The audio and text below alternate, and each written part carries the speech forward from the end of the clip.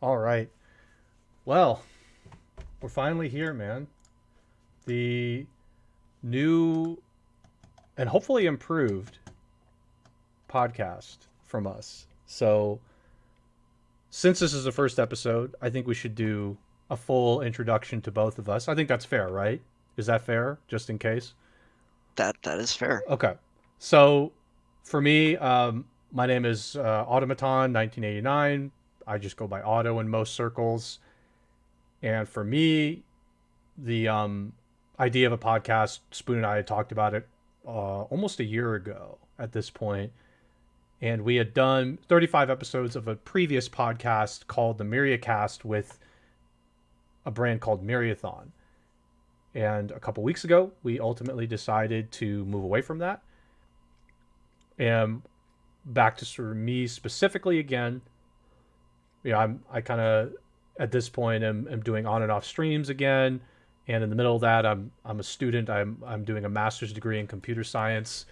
The first year of it is actually a bridge program, so I'm still actually in the middle of doing what's theoretically a bachelor's degree in computer science.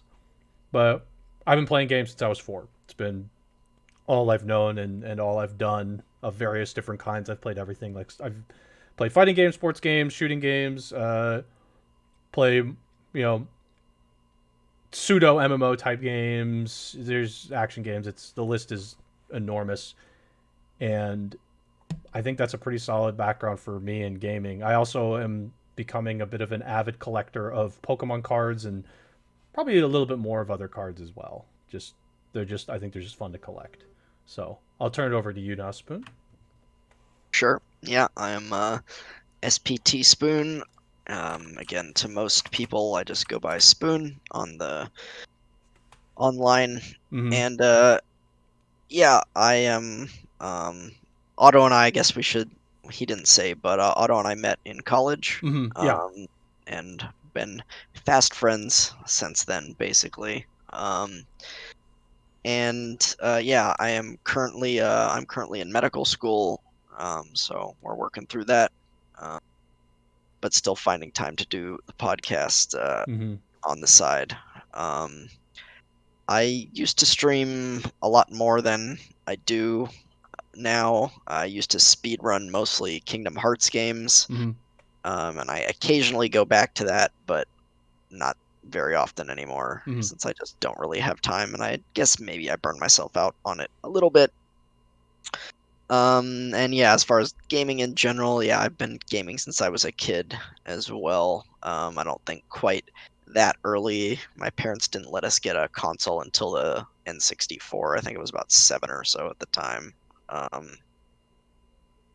yeah, so and yeah, I play all kinds of games as well, though I would say the main kinds of games I play right now are RPGs, Mm-hmm. especially JRPGs is mostly my what I take my time uh to play, and those games tend to be quite long and Yep. involved, so it takes a while to get through them. But yeah, I've played, platformers, shooters, fighting games, strategy games.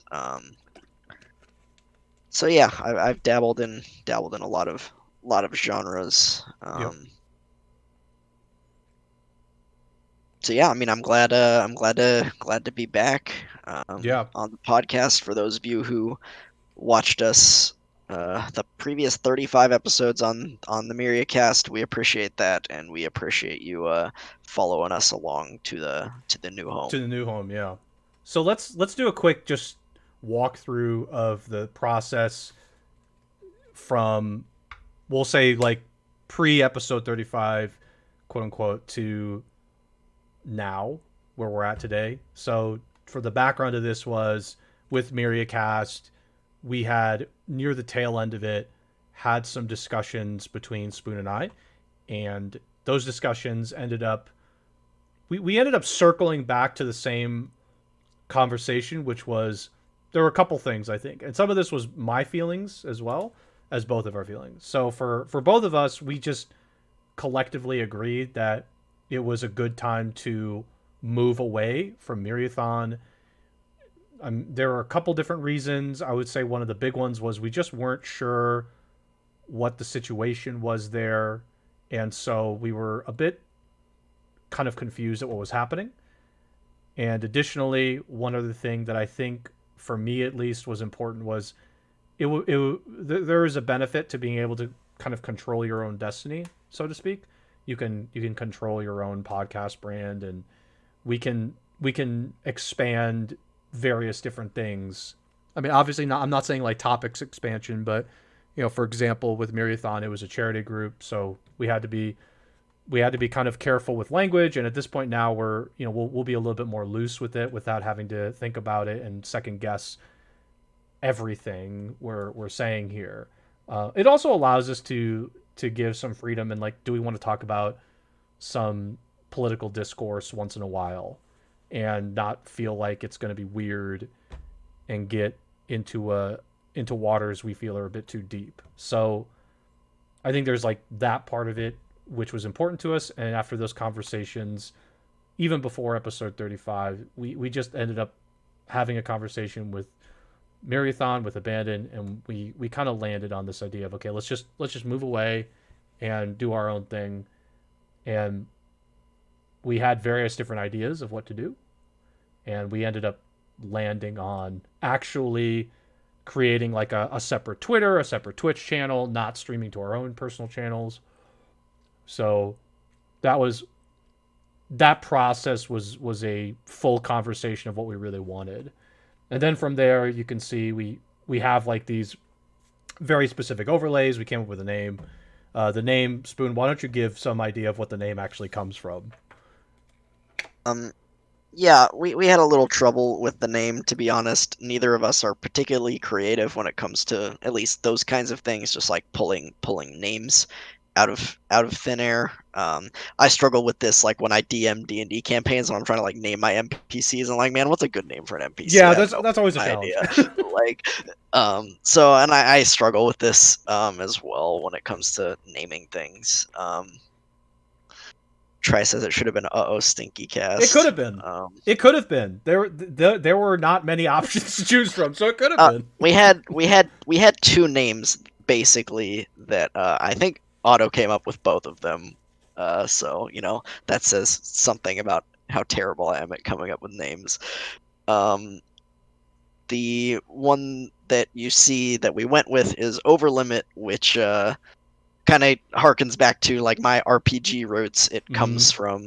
It comes from the Tales series, which both of us, I would say, I'm more of a fan of it than Yep. Otto is. Yeah, But yeah, yeah. Otto's played a few of them, beaten a few of them, and dabbled in a couple of Dabble in a others. couple more. Yeah, yeah.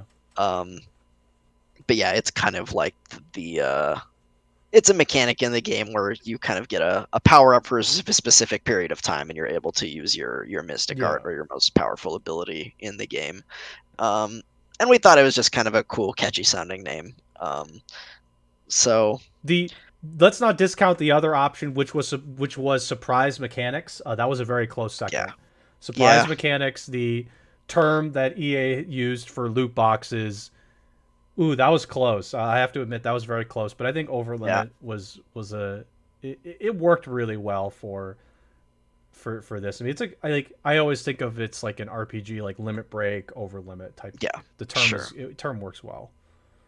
Yeah, and we tend to talk about RPGs quite a lot because, as I said, that's mostly what I play, Mm. and Otto plays a lot of them as well. I'd say he's a little more broad based than I Yeah, I am, I but lean more towards the um, Western side, we'll say. yeah. But we do play a lot of RPGs in general. So I think, But yeah, but yeah, the surprise mechanics we just thought was funny, but I think we thought it was funny, but we went against it because we didn't want to give the idea that it was like a gotcha podcast or a right. podcast that would focus on those like loot box style Yeah, like games talking or about like sports EA games, and shitting on which I mean EA. we do talk about that a lot, Mm-hmm. but we don't necessarily play a lot of them. We just shit on EA because we Yeah. like to shit on EA. Well, they make it Um, so easy. They just make it yeah, too easy. I think Overlimit is a more like general, like cool sounding name. Yep. So we went with that. Try likes the layout. We The layout appreciate it. can so the layout we had somebody do it. I think you know, for me, I actually really like to use Fiverr. It's a service that I think a lot of people say can be hit or miss, and I agree. Sometimes you can get like somebody on Fiverr and they just do. I've had one situation where they did just a terrible job, and I was like, okay, well, it wasn't expensive, so you move on. But the designers that we had for the logo, that Overlimit logo, which is that very simple like little guy with the headphones, uh, that one was nice. It was about $50, which I think is a good price actually for logos. And the overlays were $25. We got 3 overlays for $25, which is actually a great price for overlays. And the other thing I just want to say as a side note, those Twitch overlays on Fiverr are in really high demand apparently, because I messaged a lot of people and many of them came back to me and said they're booked for weeks. So I think we were kind of lucky, and also I was surprised because before I remember like when I was making my auto like logo and such, there were like very few Twitch people doing designs there, and now it's just like completely filled with it. Yeah, I mean, a lot It's of kind of people are trying interesting. to break into the streaming market. It's Yeah. getting more and more Yeah. popular. I think especially with the pandemic right now, people are kind of struggling for money. It's like, well, maybe I'll just go stream on Twitch for a bit and see if I can make something of that. I don't Right. know, but yeah, it's definitely a hot market Yeah. right now, Emotes and I would layouts and say. such and like panels are a big And yeah, one. and yeah, the layout, like I like the layout and the logo too. Both are like nice and simple. They're not too flashy. I mean, red's my favorite color. Red and black I think is a great color combination. So They they I'm a work fan well. of it. And it's honestly it's very similar to what our previous layout Yep. looked like. Just like That's slightly yep. different color palettes, slightly different like background design and stuff like that. But Mhm. but it looks really similar to what our previous layout looked Yep. like, which is nice. Yep. There are some additions to it. Like the designer didn't add the socials. I did that, and then the logo in the middle again. Uh, I added that to that just because I told Spoon this. I wanted to be able to have some freedom to mess with that if we didn't like something specific about it. Um, but that's I think that's like the general idea of where this all came from and how we got to here today. Um, Yeah, is and we're we we're got some still freedom now. yeah, we're not going to be doing podcast on it. We don't exactly know what the plan with Marathon is, but if Marathon decides to continue and do more charity marathons and other types of events in the future, you can bet that we'll still be a part of those. Yeah, of So, course. Yeah, of course, yeah, of course. We just again, I think part of it also is we're able to sort of control our destiny and have a lot of freedom to do certain yeah, things given things work a certain way. Obviously right now we're back in this like rebuild mode, which is daunting because you're sort of back to square one in a lot of senses. But the thing is, like when we got to the end of the Myriad Cast, we kind of had a conversation about this too. We're like, well, we aren't exactly off of square one anyway. So it's like going back to square one is simply just a short hop, horizontally as opposed to vertically moving down. yeah. In a lot of senses.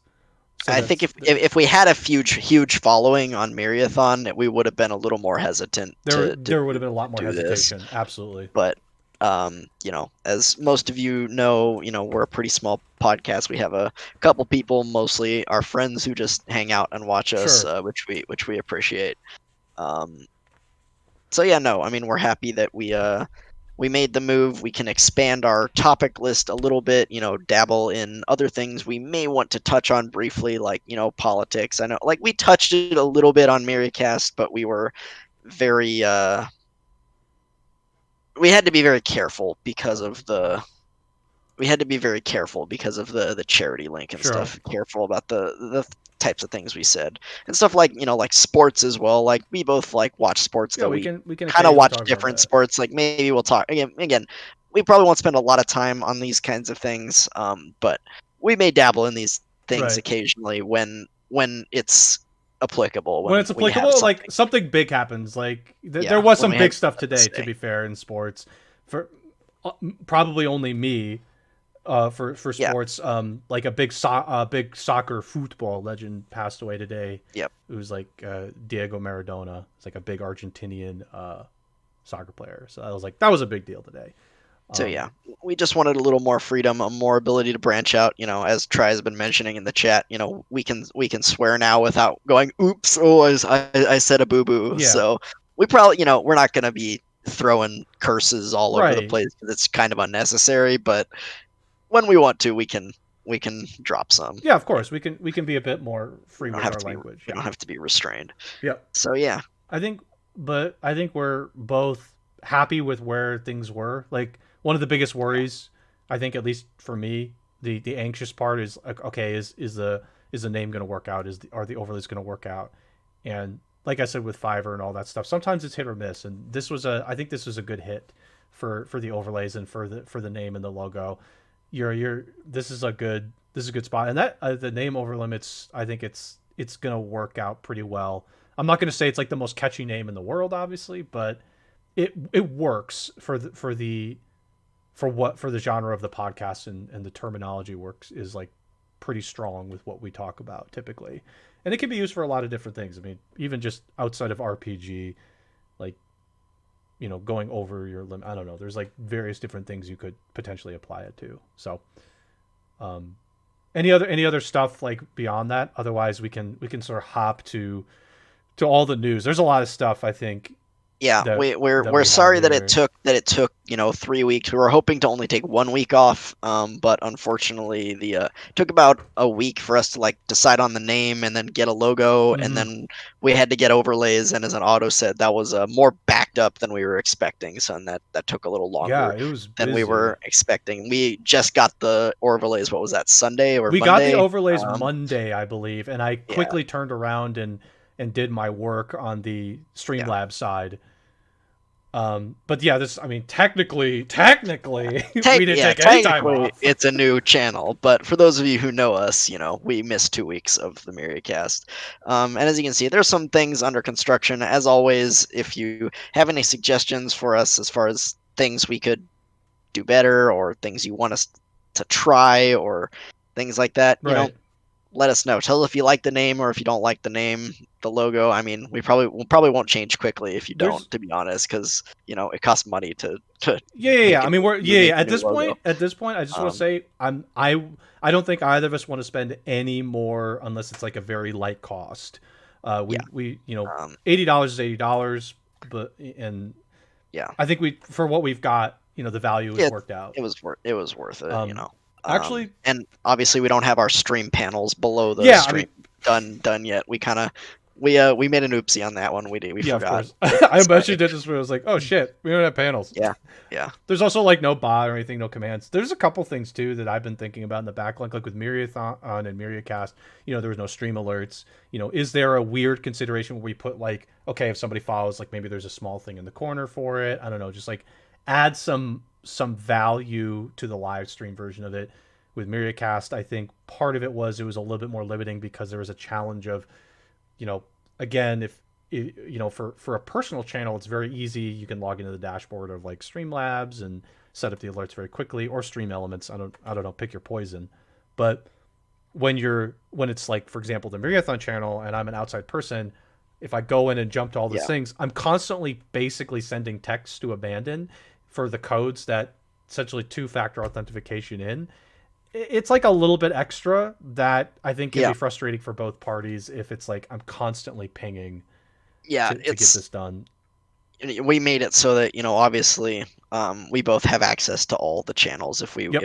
if we want to, and yeah, it's just more freedom for us Yeah. in general since it's our own channel So as there's opposed to there's a lot more in the outside one. recommendations pool that can be added. Like the box got bigger, basically. Yep. There are more categories that we can add to. So So yeah, I think let that's us know. I think that's cool. So that's something to think about. Like if people are like, yeah, you should add an alert for a follow, or we don't have channel points or anything, so obviously that's out of the question. But there could be like a day or time where we do some other stuff, or like if we used to do the Miracast plays, right?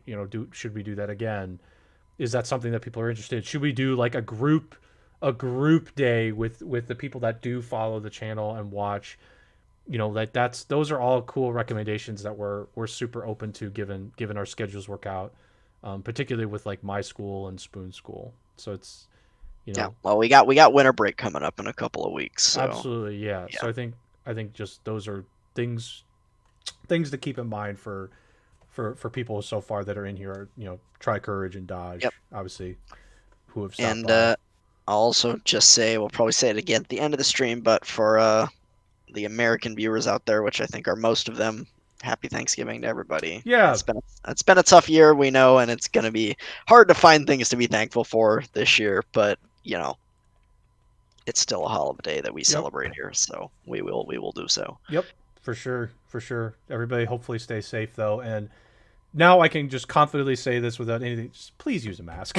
Please, just Yes, wear please do wear it. a fucking Please mask. don't be in like if you're here and you're an anti-masker, I'm just gonna tell you, please do it. Like please, come on. Like let's all be safe and try and like be safe with family if you're visiting family. Be safe, please. As a medical school student, we learned about this virus, SARS-CoV-2, COVID-19, COVID, whatever you want to call it. Mm-hmm.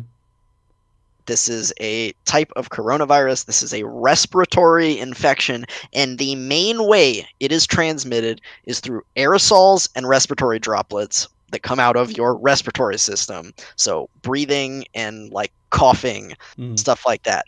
Wearing a mask and staying like socially distanced is the most effective way of preventing this Transmission. Yeah. virus.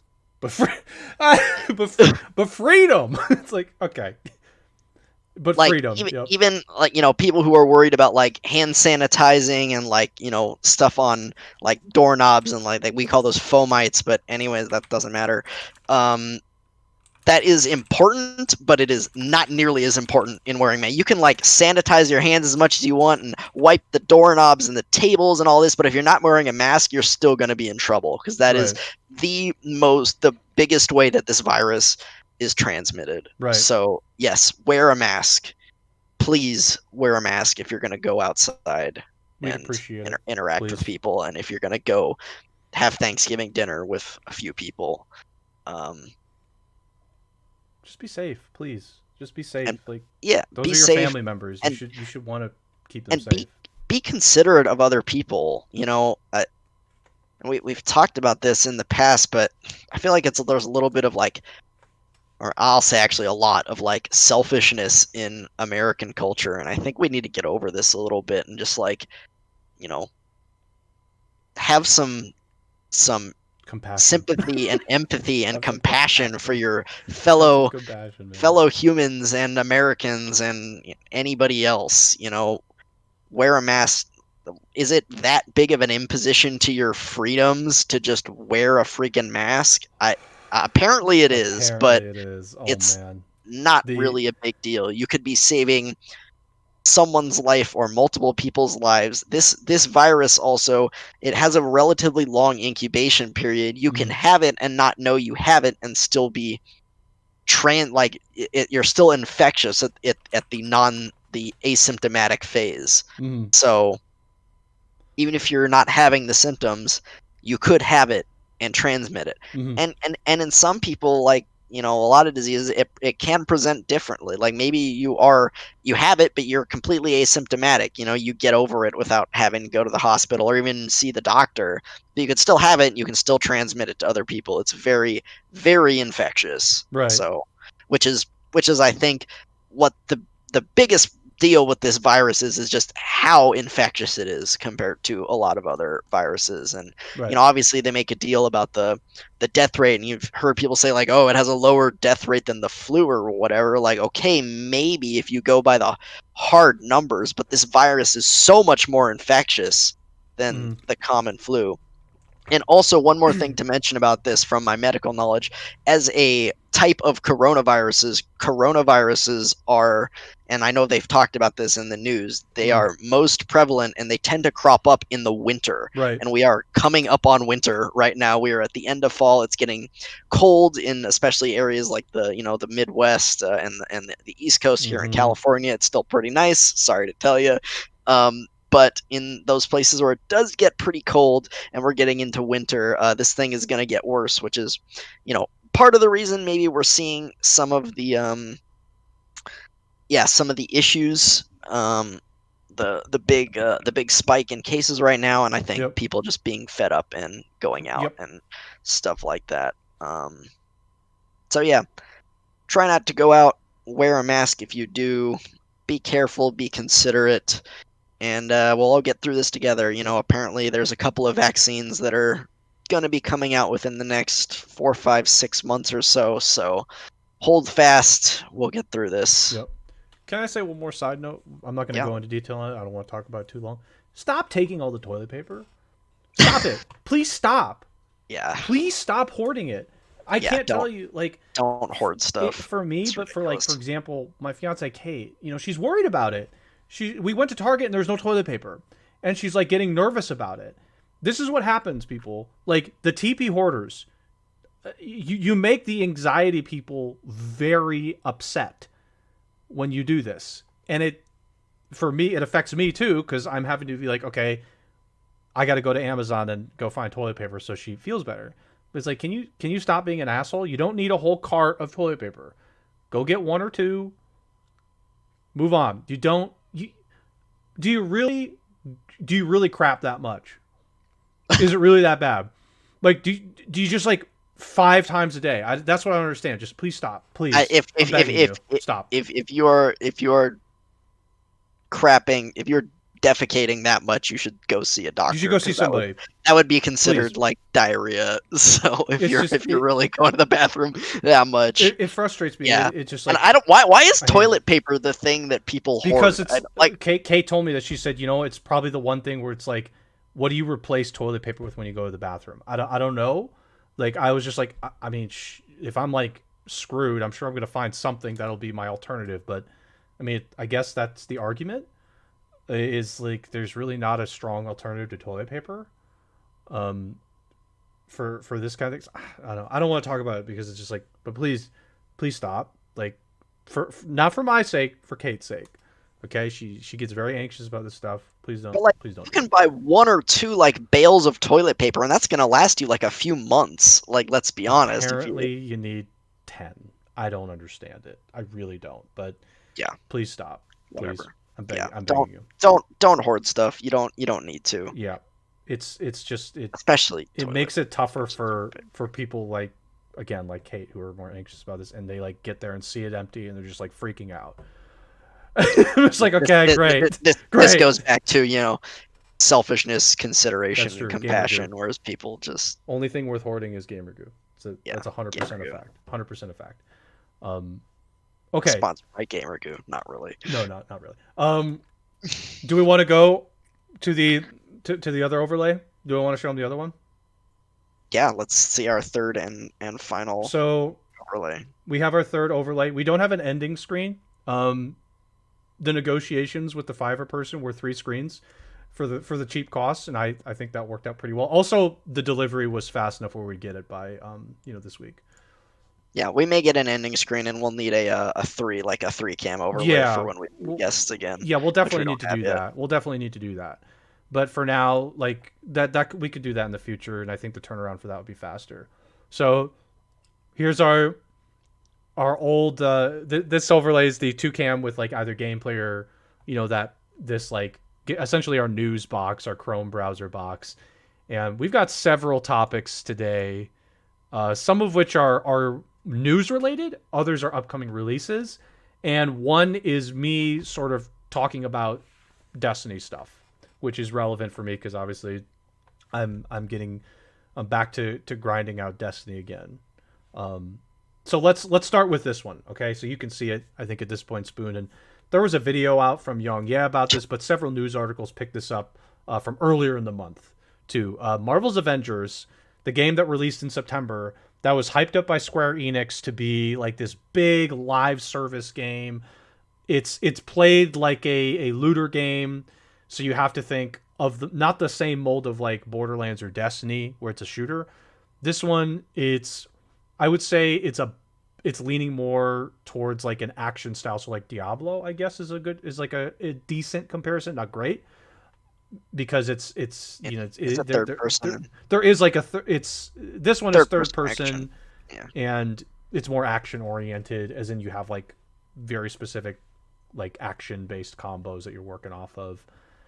So this game had, I think, at release the peak of 28K player base on Steam. Okay, keep in mind that was Steam.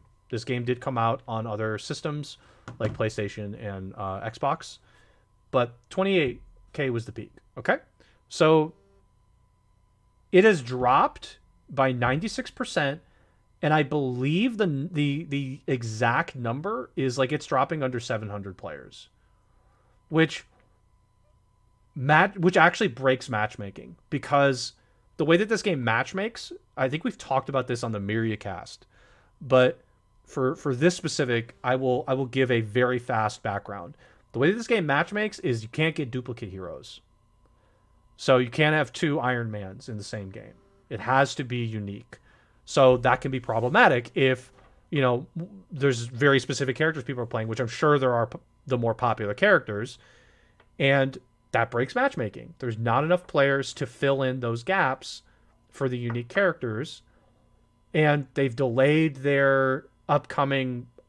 I'm just going to call it DLC, but it's a character release. It's supposed to be I forgot the character's name. It's like Hawkeye's daughter, basically. And so this character is getting released next month, I believe. But this game, I'm gonna actually go so dead. far as to say I think this game is dead at this point. Yeah, it's dead. No, it's dead already. I don't Sorry.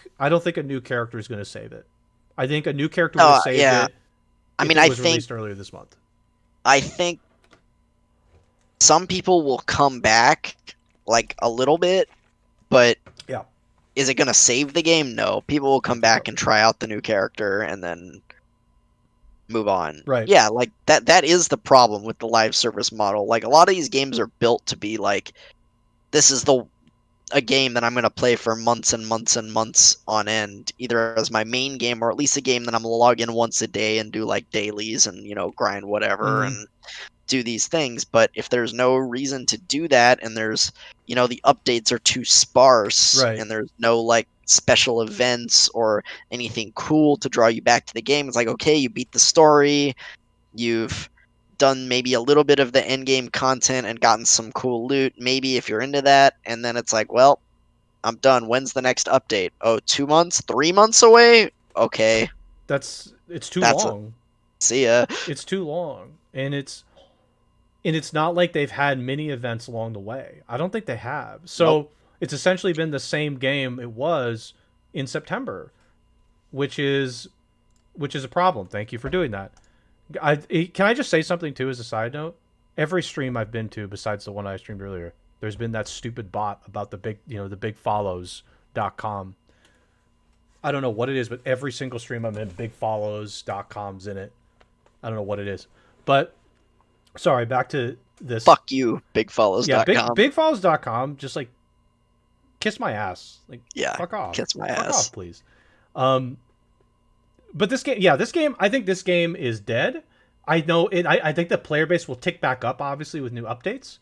But this game is not. This game is done. Like the people that were interested, I think are going to get turned off by this. They're just like, okay, well, if it's going to be like a new content drop like this late, with no other mid content drop events, like the one positive thing about Destiny is I think it does a good solid job of in between big content drops, big DLC. There's still there's still like events that happen. There's still these small events where if you can grind out the event, you might get something cool out of it. There's like the different weeklies that you can grind for to get through and push your light level up even more. And It's I got would a say the same better thing system. about Genshin, because Right. I've been playing Genshin pretty much daily since it kind of, I'll at least like log in and do my dailies Yep. and spend my resin and then log out. And when there was a big bunch of time between when I had completed all the quests and stuff, Yep. that's pretty much all I would do, was do my dailies and spend my resin, and then I Correct. would log out. I wouldn't really do anything else. I wouldn't do any exploring Yeah. or extra dungeons or but there's like a hook in the game, and okay, the next update's coming in. Genshin updates seem to be there's 6 weeks for big updates, 3 weeks per banner as well. Per So there's going to banner. be a Yep. new banner every 3 weeks as Yeah. well. So if you It's are looking for a new and character, there's still like some mini events that occur once in a while, and there's all yeah, sorts of like there's still other stuff. Yeah, I think the point is like with Marvel's Avengers, I just don't think there was enough, because clearly there wasn't. Like the player base dropped to 700 people, and Like this like yeah, the female Hawkeye, I don't think it's going to be enough. I really Yeah, don't. that's really not like a That's like big that's a character bad drop. character release. Like I'm sorry, that's just a bad character release. Like you have this plethora of characters, and that was the one you chose. I mean, there were many different options that I feel are just generally better. There's just like an easy pool of stuff that's just generally better. Um, yeah, Kamala Khan. Kamala Khan actually, I think everybody's saying is the best character in this game. Just like actually has a story arc and is fun to I play mean, as. she's the main Yeah, character she's from the what main I've character. heard. Yeah, Like, so I'm glad that she is interesting. But there's just many different characters that should have been released instead of female Hawkeye. I don't actually know what the justification was for that. I mean, I guess if I guess if you want more like women characters in the game, but then you could have had other there are other female characters that are just like probably just better to put in there from the Marvel universe. It's that just like just is it's very confusing.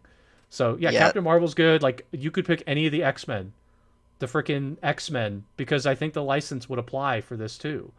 You could use X-Men characters. So this is a very strange choice. the I don't the understand it. the other thing I want to mention about this game real quick, and I don't think we have the story pulled up for this, but I Mm. did see a story a week or two ago that basically this game incurred huge losses for Yes, it did. Square Enix. They did not recoup their development costs on this one, and they spent at least 100 million, if not a couple 100 million, developing and And like marketing, advertising. developing and marketing. Yep. Yeah, developing and marketing this game, and they took a huge loss on this one. They didn't recoup it, and Yep. it doesn't look like they will because people are, I'm sure it probably sold decently on release, but people aren't going to be coming back for Right. whatever they're. Sorry, I forgot. Kate Bishop was the character that's coming out. That's the name, Kate Bishop. Um, the other characters coming apparently are supposed to be Spider-Man, but that's a PlayStation exclusive. PlayStation exclusive. Yeah, And Black Panther is coming in. So I guess I mean Black Panther would be a good character to put in that's here. cool. But again, like you have the Marvel license. There are other characters that are pretty like really strong too. If you have the X-Men license in here, which I believe they do, just put Wolverine in the game. Just put him in. You're gonna get a huge player tick with Wolverine. You just will. Or Wolverine, Deadpool. Cyclops, Or Deadpool. Jean Grey, Deadpool. Deadpool make it go up quite a bit. I feel Deadpool will spike it considerably. Yeah, Jean Grey is a good one. There's like a bunch of great X-Men characters, but this game I think is just dead. And Storm. I'd like to see Storm. yeah, Storm would be sweet. Storm would be sweet. There's a good female character. Storm would be sweet. Um, let me think here. Okay, let's shift gears. Let's go to another live service game that recently came out. You mentioned this earlier to me, Spoon. I think while I was streaming, you said this. This is Godfall. Okay, Godfall was like one of the big titles that Yeah, came out for killer. PS5. One of the big launch titles for It PS5. did come out for PC, but this was a PS5 launch title too. It was Apparently it's hyped cheap. up. Apparently it's cheaper on PC too. It's like $50 on PC, but it's 70 on PS5. Yeah, I So don't what the makes no sense. What a stupid thing. So this is Paul Tassi from Forbes. I just wanted to pull up the article. Just he basically talks about he had talked about Godfall before, and he just doesn't. He thinks the game is okay, but there's some parts of it that he didn't enjoy. And I don't know what you've been reading about this game, Spoon, but I haven't heard anything about this game. And it released a week and a half ago or 2 weeks ago. I can't remember. Yeah, with the PS5, Yeah, with PS5, so week which and was yeah, five week and a days, half, something like that. a week and a half ago. Yeah, a or week and a half so. ago. Yeah, this game just hasn't really resonated with I think I many people at all. From what I've heard, which is very little as well. Basically the combat's like pretty fun, Yep. but there's really nothing else to the game at all. Yeah. Like the story is nearly non-existent. The mission design is just repetitive. It's just combat, combat, combat, boss.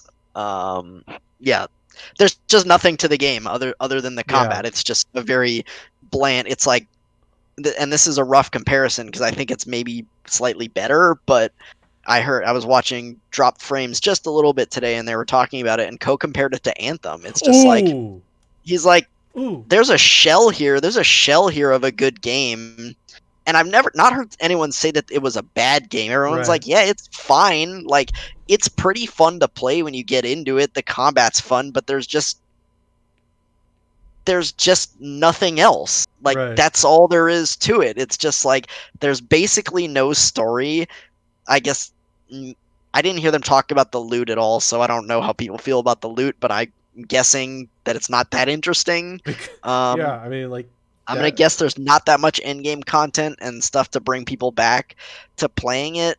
Um, and yeah, they compared it to Anthem, where it's like, we played Anthem a bit. Like some of the combat was There was was fun. there Like was a shell there. There there really was a was a shell there. shell. There was some fun to be had with the game, but everything else around it was just broken. The story was stupid. The having to Yeah, go back to the hub every mission, and like you could only customize your suit from the hub, and just like everything about Anthem was just except the combat was just a mess. yeah.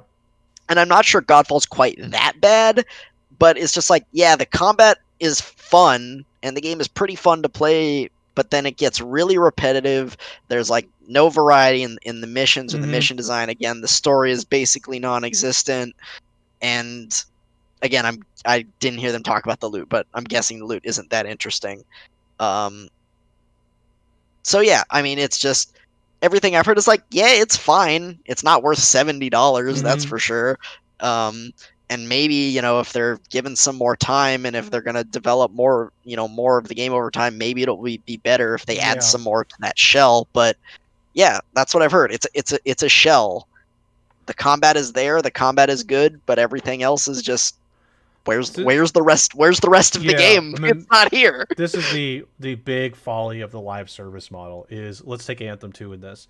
When the game does not perform and people don't like it and they leave, the developers have no incentive to keep working on the game because there's Yeah, no just move on and additional do something money. else. So Yeah, the live service ends up falling apart on itself because the developers don't want to spend the money to continue to work on a game that isn't going to uptick enough. This is why I think Marvel's Avengers is going to die. The Square Enix is probably going to decide, after Kate Bishop comes out, and they're going to say, okay, well, we're not getting more people to play this game. In fact, I can get Marvel's Avengers for less than $30 now because yep, it's on sale everywhere.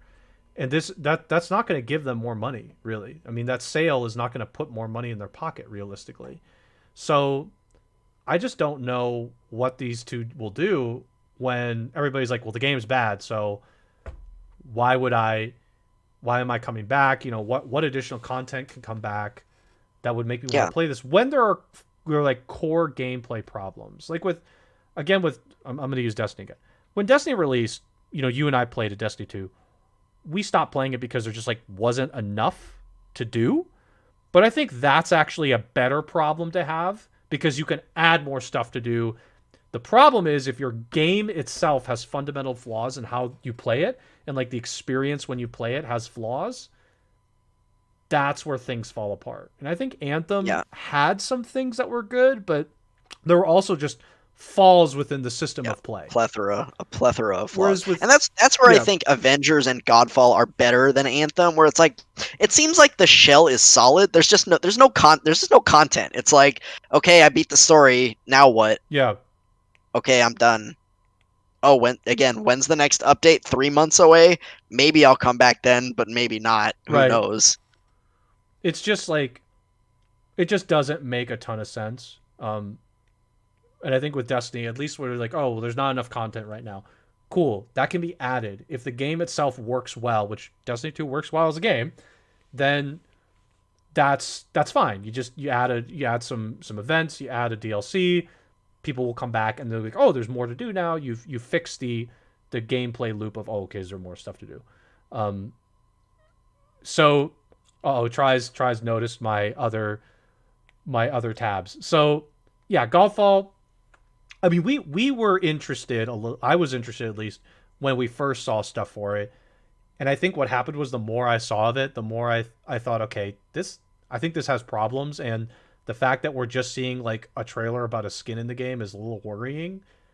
It might mean that there's just not enough to Yeah. show off here. Yeah, we were seeing some red flags in the trailers.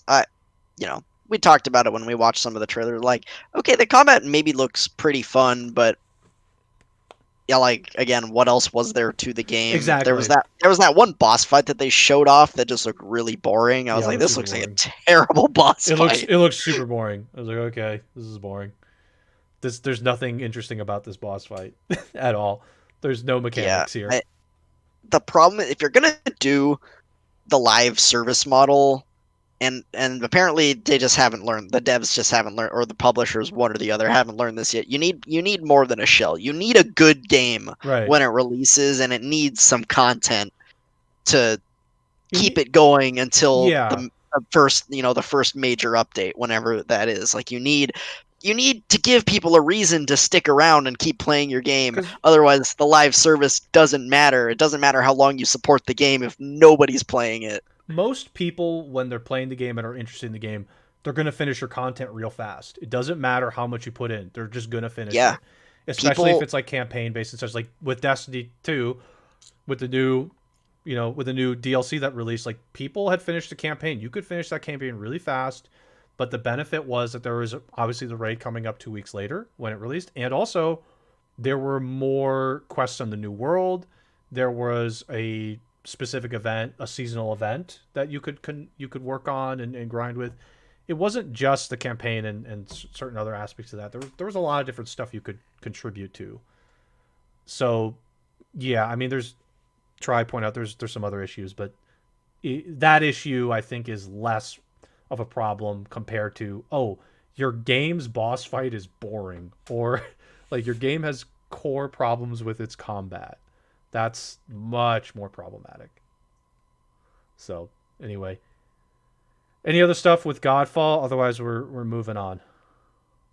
Nope. Yeah, same. I mean, same story, different game. Yep. Another live service game that's just kind of lacking in content when it releases, and just is gonna die within a month. Yep. And as you said, people, a big new release comes out, like, okay, it's PS5, one of your big launch titles. Yeah, people are gonna get it. They're gonna play it. They're gonna beat it in like a couple of days because Yeah, they people will. go in, Yeah. and then they're like, "What is? Oh, am I done? Okay, I guess I'm done." And Like then if they that's it. feel they're done and they don't want to grind for any other loot, that's it. Like your game has a huge issue there. So, yeah, I mean it's just like this game I think is just destined to well fall as the name suggests. Um, okay, I'm talking about Destiny now. So Destiny 2 Beyond Light released 2 weeks ago, and new expansion, new world. They actually vaulted, basically removed some content for through story reasons, and you get a new class. The class, which if you saw my stream earlier, you probably saw it was like an people just call it ice. Okay, it's stasis, but just call it ice.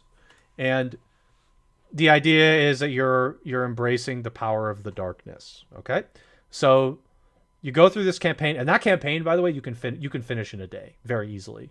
It's probably like maybe 4 hours worth of content if you just speed through it.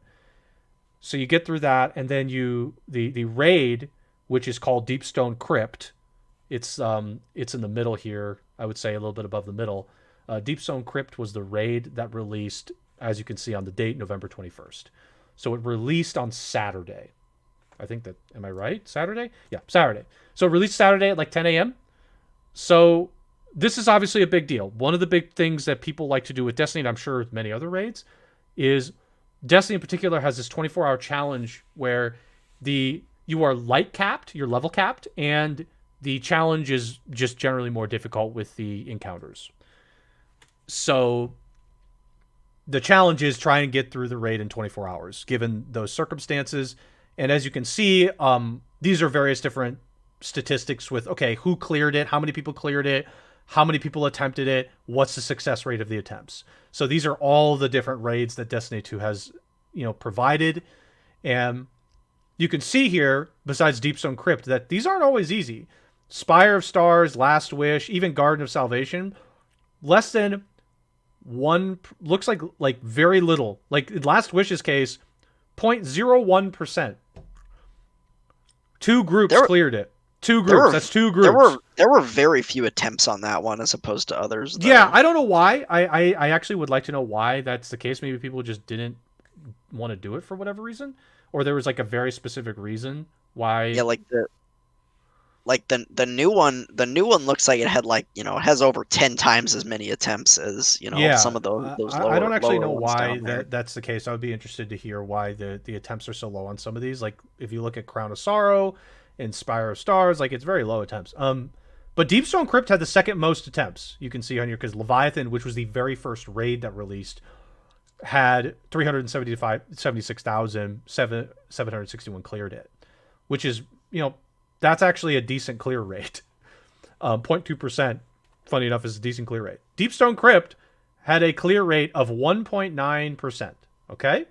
So the raid drops super close. Oh yeah, if everybody's under level, nobody's going to attempt it. So Deepstone Crypt released 2 weeks later, and this is how many people attempted it, and 5,321. I think this is groups. Okay, this is groups that cleared it. Keep that in mind. So multiply this by 6, and that's the number of people that cleared it. And again, multiply this number by 6. Yep. So this is groups. So less than 2% completed it, and I'm gonna talk about our group now. I'm gonna sell out here for our group. We completed it. Our group completed it in like unbelievably close time. We completed it 8 minutes before it ended. So we completed it. We ended up completing it. I'm just gonna guess. I don't know the exact time. Probably like 9 to 10 hours. We spent a good part of Saturday doing it. We started an hour late because I had to teach. I had work to do. We played from like 11 to 3:30, and then we played after that. After I came back from work for a little bit, and then we ate dinner, and then came back again. So we had about, I would say, 9 to 10 hours first day, and then we woke up early, and we spent another hour on it. And the biggest challenge we had with the encounters was DPS checks. And we, within 8 minutes of it ending, we were about to lose the raid. The guy was going into his enrage, white mode. The screen was turning white for it, and we hit the DPS check as we were about to all die. So we ended up completing the raid. We got the emblem for it. We're one of the less than 2% that ended up clearing it, which I think was very cool for us because for Vis and Ian Bits here, Vis and Ian had played this game a lot, but they told us they had never actually completed a 24-hour challenge. And Vis has been playing this game. He played Destiny 1. I think he's grinded every single raid. I mean, he's the one that has played by far the most, I would think, of us, and he's never done a 24-hour challenge. So I thought it was cool that he did it with our group. You'll notice the jersey. So the clan is the full auto clan. So that's like I have like a team full auto for Rainbow Six, and Vis and Hectic are in that group. But we as a group collectively finished the raid. And you'll notice some of these statistics here. My kill to death ratio was the highest of the group in some of these encounters, and my death rate was low. I just want to say that I feel like I get some hate for not performing well or being behind. Yet the statistics show I think I'm one of the better players. I just want to say that. Auto I gets just want to say flamed it. in the Auto gets flamed in the I Discord just for want to being say it. under leveled because he can't I'm play as just much I'm as just other people. repping my stats here. Ian struggled. Oh man, Ian struggled. Ian struggled, but I think he was just tired on he was tired on the day that we actually completed the raid. He was super tired, and it was like, yeah, he was struggling a bit. But I thought we all kudos to everybody. Kudos to Yeah, us. That's like it is a cool. really big deal. It's very cool. All of us got it. We got the emblem for it, and yeah, we're one of the less than 2%. It's really exciting. And this was the highlight for me when we completed the raid and finished it. He was just screaming the whole time. When we actually won it and completed it, he was just screaming. So that was really exciting. But I think this was a great the expansion, like I said, released. I think they did a. I think the raid like on the challenge mode was really cool. The mechanics were great. I won't say the mechanics here for just in case if anybody was actually interested in trying it.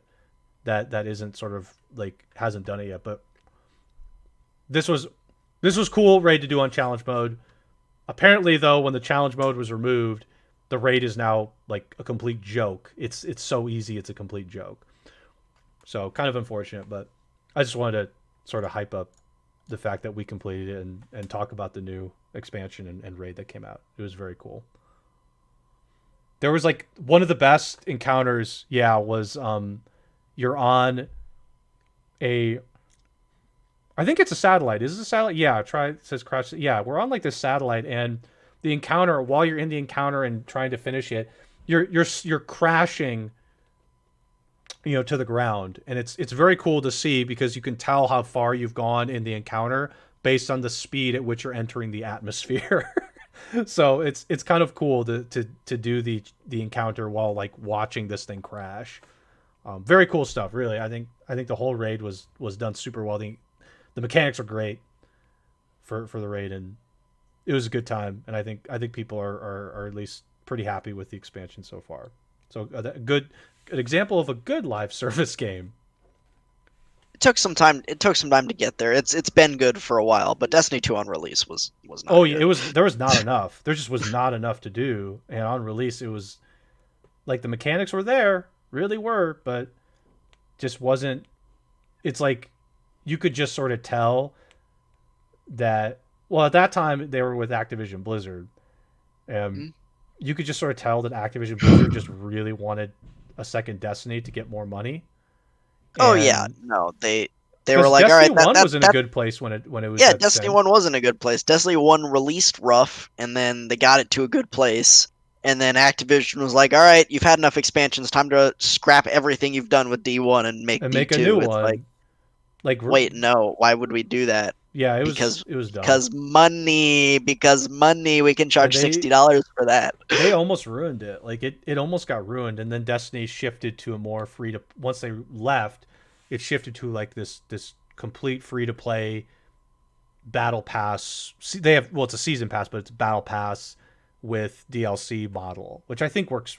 And there's like skins and stuff you can get, emotes and such, which works like way better for the game. I think it just works so much better for the game that it works on that system as opposed to what it was before, which was like this weird mishmash of you pay to buy the game, get the DLC, like, and that was like about it. But I think they definitely once they got out of the prison, they ended up changing some stuff. And yeah, I guess now it's like barely free to play because they vaulted so much. Everything's been removed, so free to play is there's a bit of a star there now.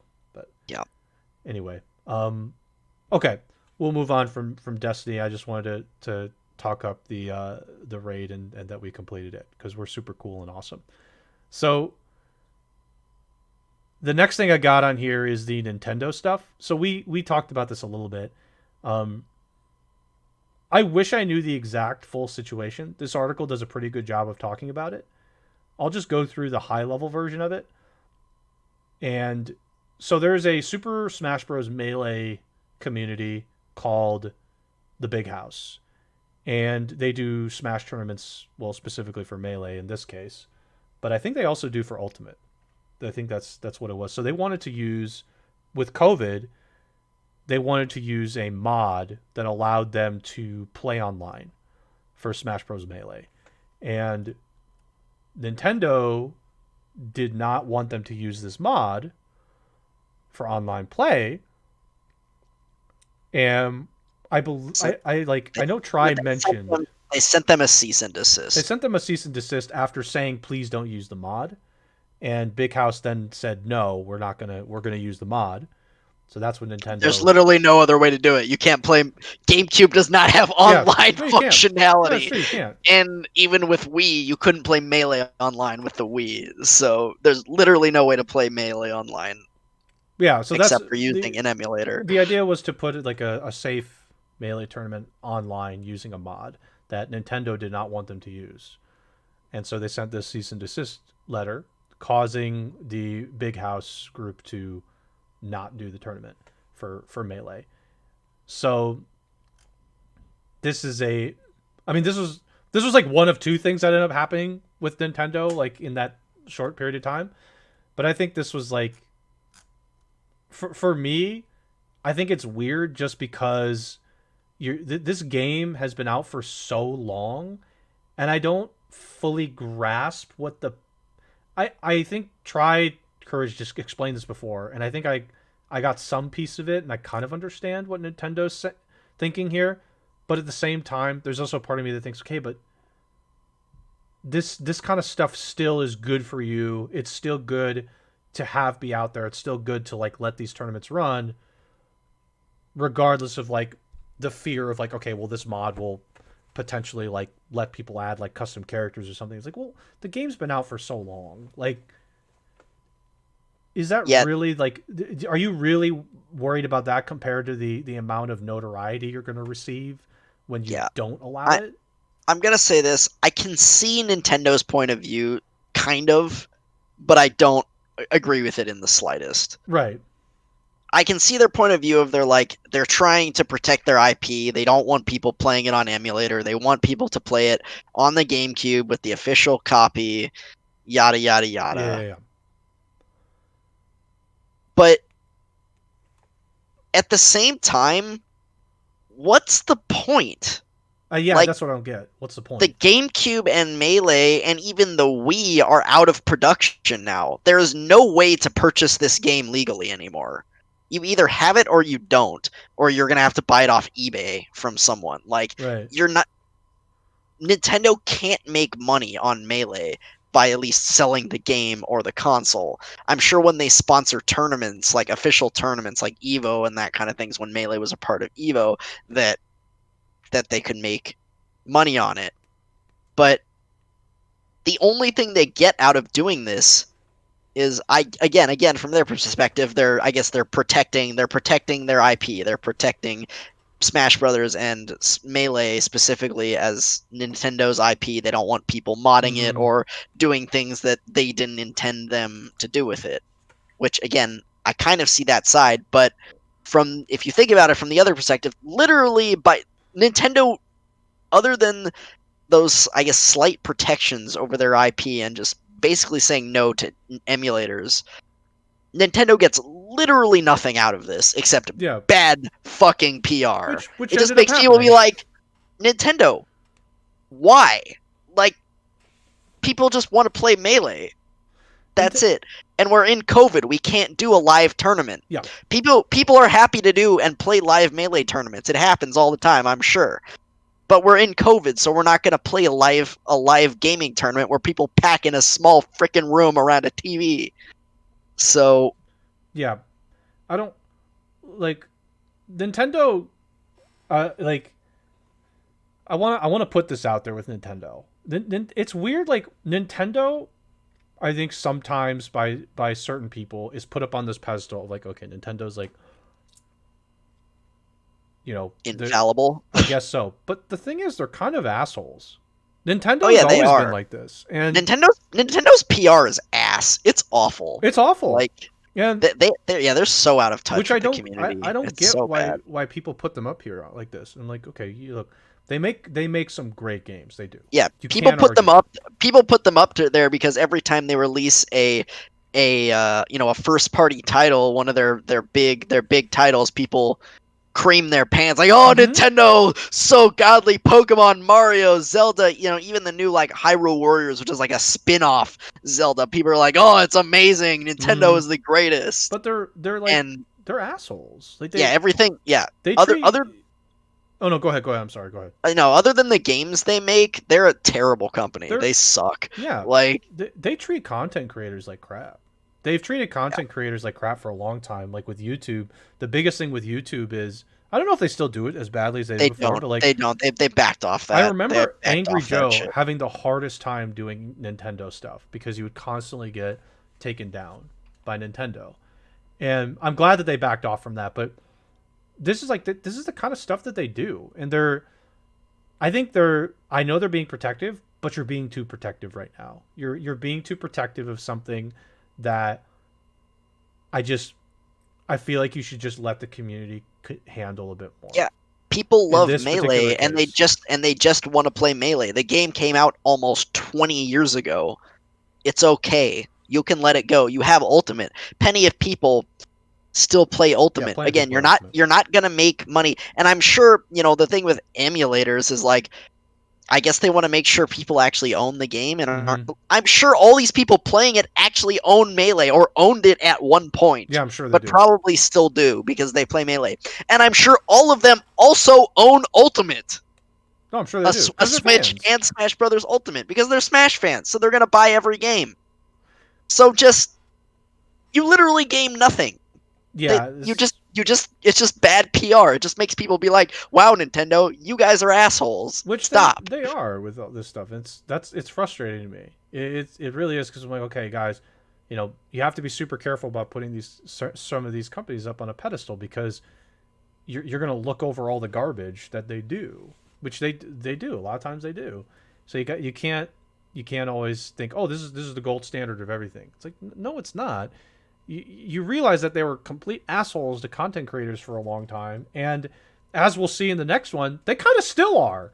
Um, with particularly with Hyrule Warriors, there was some stuff with Twitch, um, which I'll like quickly segue to that. We can always come back to the Melee thing, by the way.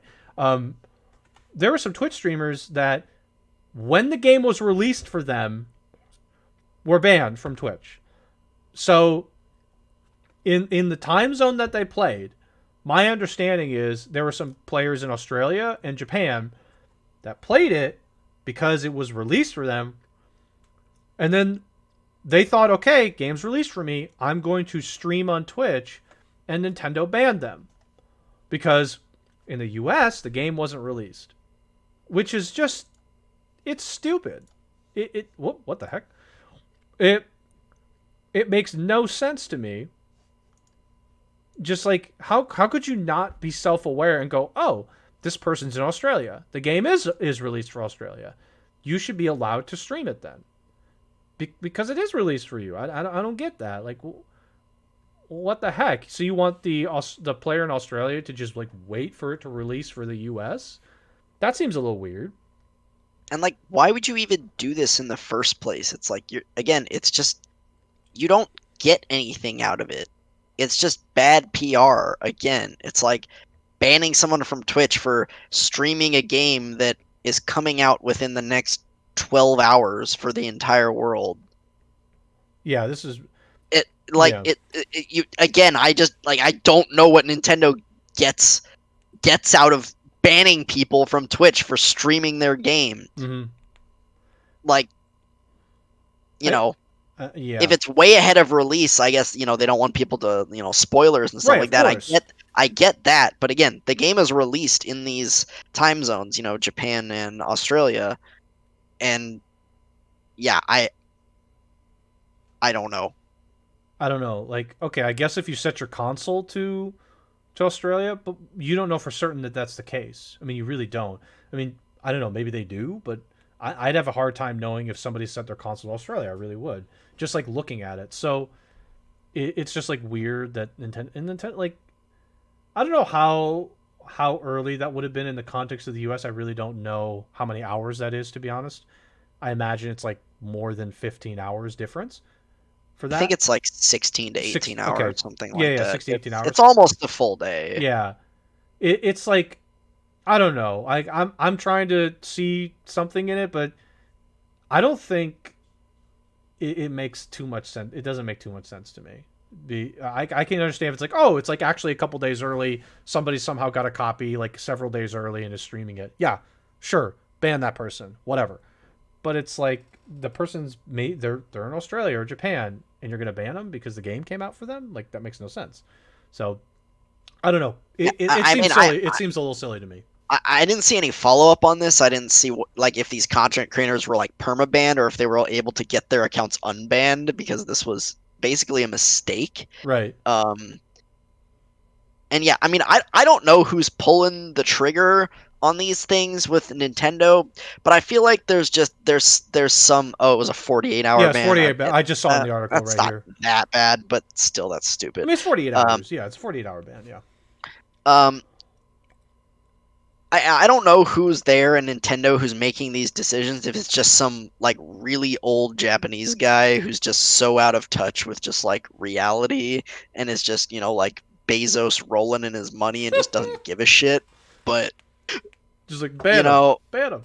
But sir, ban him. I, they need someone else. They need someone who actually understands modern times and Twitch Mm-hmm. and like again, I just feel like there's some people at the top of Nintendo who make these kind of decisions about, this Melee tournament and this Hyrule Warriors thing. It's just like literally what do you get out of stopping this Melee tournament or banning people on Twitch? Mm-hmm. Nothing. There is literally no upside for Nintendo and Right. only downside. The Right. downside is people are like, "Wow, Nintendo, you guys are out of touch." Oh, the downside is assholes like us talk about how Nintendo is so out of touch and how they're jerks to their community. Right. Like, Nintendo. Speaking of out of touch, just really quickly, Nintendo is just weirdly out of touch with everything. No, I won't say everything actually, but with certain things like this. And also, just as another note, I don't know how it's possible that their internet service still feels like something from the Xbox days. Actually, that's insulting to Xbox's version of Xbox Live. It I it think worked. original Xbox's Xbox Live is better than Actually current worked Twitch better. Online. It actually worked better. Like it's kind of weird to me. It's like I was talking about this earlier in my stream. You have to purposely be bad at this. Like you just purposely have to make it bad. There's no possible way that you could have your service be this bad, and they make people pay for it.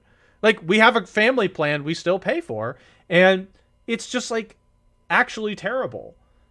It feels like a free service. It feels like a service that just should be free for how like poor it is. It's just unbelievable to me because you see like Xbox and PlayStation, their internet services are just hundreds of times better, and it it definitely feels off.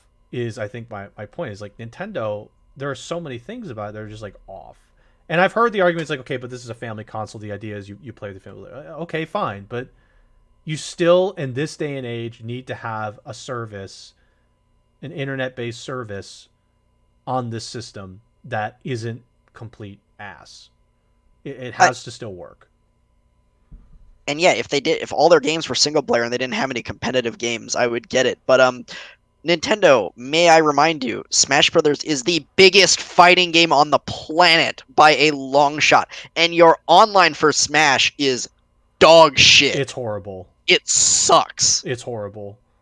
I just remember from our friend Nick talking about it. It's horrible. He would always talk about how terrible it was. That like the input lag was horrible. It's like I pressed the button and waited 10 seconds and it worked. It really is pathetic. It really is pathetic. Um, Actually, I want to segue into something else. I see this advertisement over here for Melody and Memory. Do you want to talk about So, Melody and so, Memory? so we're gonna talk about Melody. Yeah, we can talk about Melody and Yeah, I mean, Memory. like I think it's fair because I'm seeing Yeah. this and I think it's fair. Okay. Yeah, I'll talk about Melody of Memory. So yeah, Melody Kingdom Hearts Melody of Memory released almost 2 weeks ago now on Friday, November the 13th, and it's so overall I really like the game. I think it's fun. I think the demo did a pretty good job of showing you how the game is played and what it's about. Um, but yeah, and I think it's a good rhythm game. I think it's I've definitely heard the argument all over the place that the game isn't worth $60. I don't agree with that. I mean, if you don't like rhythm games, don't buy it. Like, let's be honest, it's a rhythm game. If Mm-hmm. you're a Kingdom Hearts fan and you don't like rhythm games, I wouldn't buy it. If you've played some rhythm games in the past and you haven't liked them, I would still say don't buy it. It's still a rhythm game. Like it's got a Kingdom Hearts skin on it, and it's got some things about it, that differentiate it from other rhythm games, but at its core it's still a rhythm game and Mm-hmm. but it's Kingdom Hearts. Um, but value wise, I think it's very worth it. There are 100 40 plus songs in the game. Um, 150. Some of them are like there's like some remixes and some like repeats. So, but yeah, if you look at the whole track list, it's 150. Different charts, 3 difficulties, 3 different play styles. I mean, there's a huge museum worth of collectibles if you just want to grind the game out and Mm. collect all that stuff. Mm. I mean, I think there's good value here for a rhythm game. Um, but then and try saying it looks like a bad rhythm game, and I don't agree with that. I think it has some issues. It's not perfect. They did sacrifice, as Ghost saying, they did sacrifice some playability and readability of the charts for it like looking cool and feeling like Kingdom Hearts. Um, so there are some frustrations with that, and I guess I'll get into that Mm. now. Um, First of all, and you don't notice this that early in the campaign, but as you get deeper into the campaign and get to some of the harder songs, Mm. some of the tracks for the worlds get really, really windy. And it makes it hard to tell Okay, the I see what you're saying. depth perception on the notes. I There'll be see. like notes that look like they're lined up, so it's going to be a double or a triple, but they're Sure. not because the track is curving Yeah. and you just get messed up with the readability of the chart. Um, let's see what else.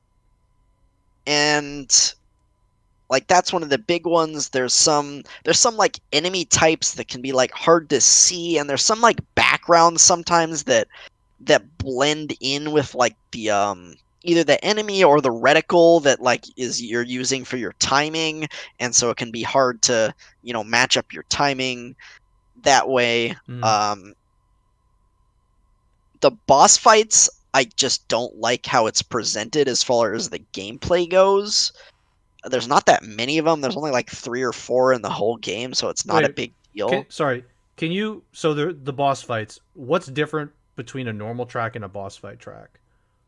Um, okay, so Like I we've know the normal track is just like yeah, you basically have the there's characters they en- run on the path, and then and there, there's enemies. yeah, and there's Yeah. enemies that hit the rhythm. But how is the boss fight different? So in the boss fights, there's like it's more like a traditional rhythm game in terms of the display and how it's played. Mm. There's just notes that run along. There's red ones which are just like hit the button once, and there's some doubles and triples with those. You have to hit Okay. all 2 or all 3. There's green ones which are holds, so you Mm. just hold the note, Yeah. and then there's yellow ones which are an arrow, so you flick the stick in a direction and it'll tell Sure. you which Okay. direction Okay. to Okay. flick Okay. the stick. Yeah. Yeah. Yeah. Other That yeah, sounds more normal. Yeah. That sounds more normal. but the problem with the presentation is the notes. So you kind of have the boss fight going on in the background, and Mm-hmm. the notes like wrap around the fight that's going on. So they kind of come from the background into the foreground, and then from left to right a little bit. And your hit indicator is like on the right side of the screen, Okay. and the readability is just difficult. It's hard to like see the notes coming. Mm-hmm. Basically, it's hard to anticipate what you need to do next if it's a complicated pattern. And it just makes it hard to play. I don't understand why they just didn't have it moving left to right or right to left on the bottom of the screen instead of this like wrapping around like background to foreground nonsense. I'm like, why? Why don't the notes just move left to right along the bottom of the Right. screen? It, Yeah. It sounds it again. It it's sounds it's like for. super weird. It sounds like it was an aesthetic thing. Just based on what you're talking about. When I played the demo, at least for me, I enjoyed the rhythm side of it, and obviously the music in the games is great. So that part of it is really strong. I'm actually kind of surprised at this Metacritic that I'm looking at. It's like 75 and 7.1. I have to be honest, I'm a little surprised just because my impression of the demo, I don't think I would have given it a 75, like a 7.5 ish. But is there? So Oh, the okay. Go ahead. Kingdom Hearts fan in me wants to give this game an 8, because Mm-hmm. I like it. I think it's really cool. I think the music is good. I think they did, like, overall, they did a really good job. Like, they succeeded in what they tried to do, which was take a rhythm game, but also make it feel like Kingdom Hearts at the same time. They didn't just like, okay, this is a Kingdom Hearts. This is a Kingdom Hearts theater rhythm where we're just gonna have like normal, you're just gonna have notes moving along a line, and you're just gonna, mash the button or hold and hit the, joystick in a direction, or whatever buttons you would press Mm-hmm. for a normal rhythm game. No, they thought about it. They took the normal field battle, which is the majority of the songs, or what you played in the demo, the field battle they call it, and um then you're kind of like fighting the enemies as you're going along, Mm-hmm. and they made it simple enough to understand. Like, the controls are very simple and easy to understand. Takes a Mm-hmm. little bit of getting used to, but once you get the hang of it, it's very easy to play, very easy to understand. um so yeah, the Kingdom Hearts fan of me wants to give it an 8, but again, when you get into some of the nitty gritty details of it, like, again, some of the chart readability, I want to drop it to a 7.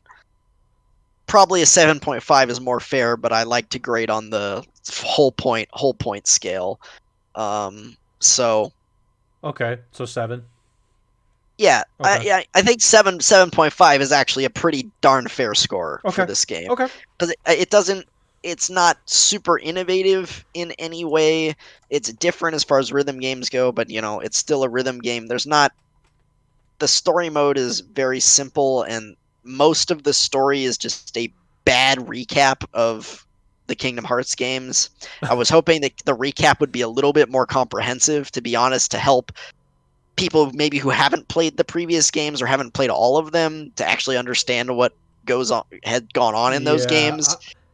the recaps that I saw were just criminal by They're comparison to some of the stuff I've seen on YouTube. Yeah, no, the cutscenes are they'll spend there's 2 or 3 cutscenes for each game at most, and they are 30 seconds to a minute each. Which And is actually offensive considering that story. yeah, That's actually offensive. Because I've seen YouTube videos that are about 45 minutes long that do the story justice. They do a good job. And this game, you can't do the story justice for any of these games in like 30 seconds to a minute. You just can't. It's just not possible. I would think it's just not. There's too much that yeah, happens over the course of not just singular games, but the entire thing that connects all the strings in yeah, whatever weird, confusing way some people may think, which is confusing at times, like how how somebody can be a portal. It's a little weird, yep, but um, yeah, I've seen some of those cutscenes from streams, and it's just I yeah. don't know. I was like, no, And no. the new story, that is the entire story mode, is just a recap until you get to the very end, the last song basically, or Yep. the last segment. There's like 3 songs to play in it, but it I'd go set it in chat, but Nomura has one tool, and it's a shovel. He just keeps going deeper. So Like, yeah, essentially I the. don't I don't should we are we gonna talk I about it? Are we mean, gonna if you spoil it? want, you don't have to spoil it if you don't want. You can just sort of save it. But it sounds like it's just weird from what I understand of it, from what's been explained to me. It's just weird. All right. Spoiler alert, if you haven't played Melody of Memory yet, skip the next couple of minutes probably. Well, I'm gonna talk about what real quickly what happens in at the end of the story. Um so Kyrie's in her memories, and she encounters Xehanort in her dreams or memories or whatever. Mm-hmm. She fights Xehanort and gets her butt kicked, as Kyrie always does. Fair. Sora comes in and appears and saves her. But he can't talk. Xehanort's like, "Oh, I know where your heart is because your voice doesn't reach here." Ha ha ha. And then you do the final boss, Oh, okay. and then you get to a point. Basically, they find out that Sora has been lost in a fictional world, which is I believe, the world of Verum Rex, which is the world Yuzora is from. So we saw Verum Rex in KH3, which was that arcade machine in Toy Box. Oh, okay.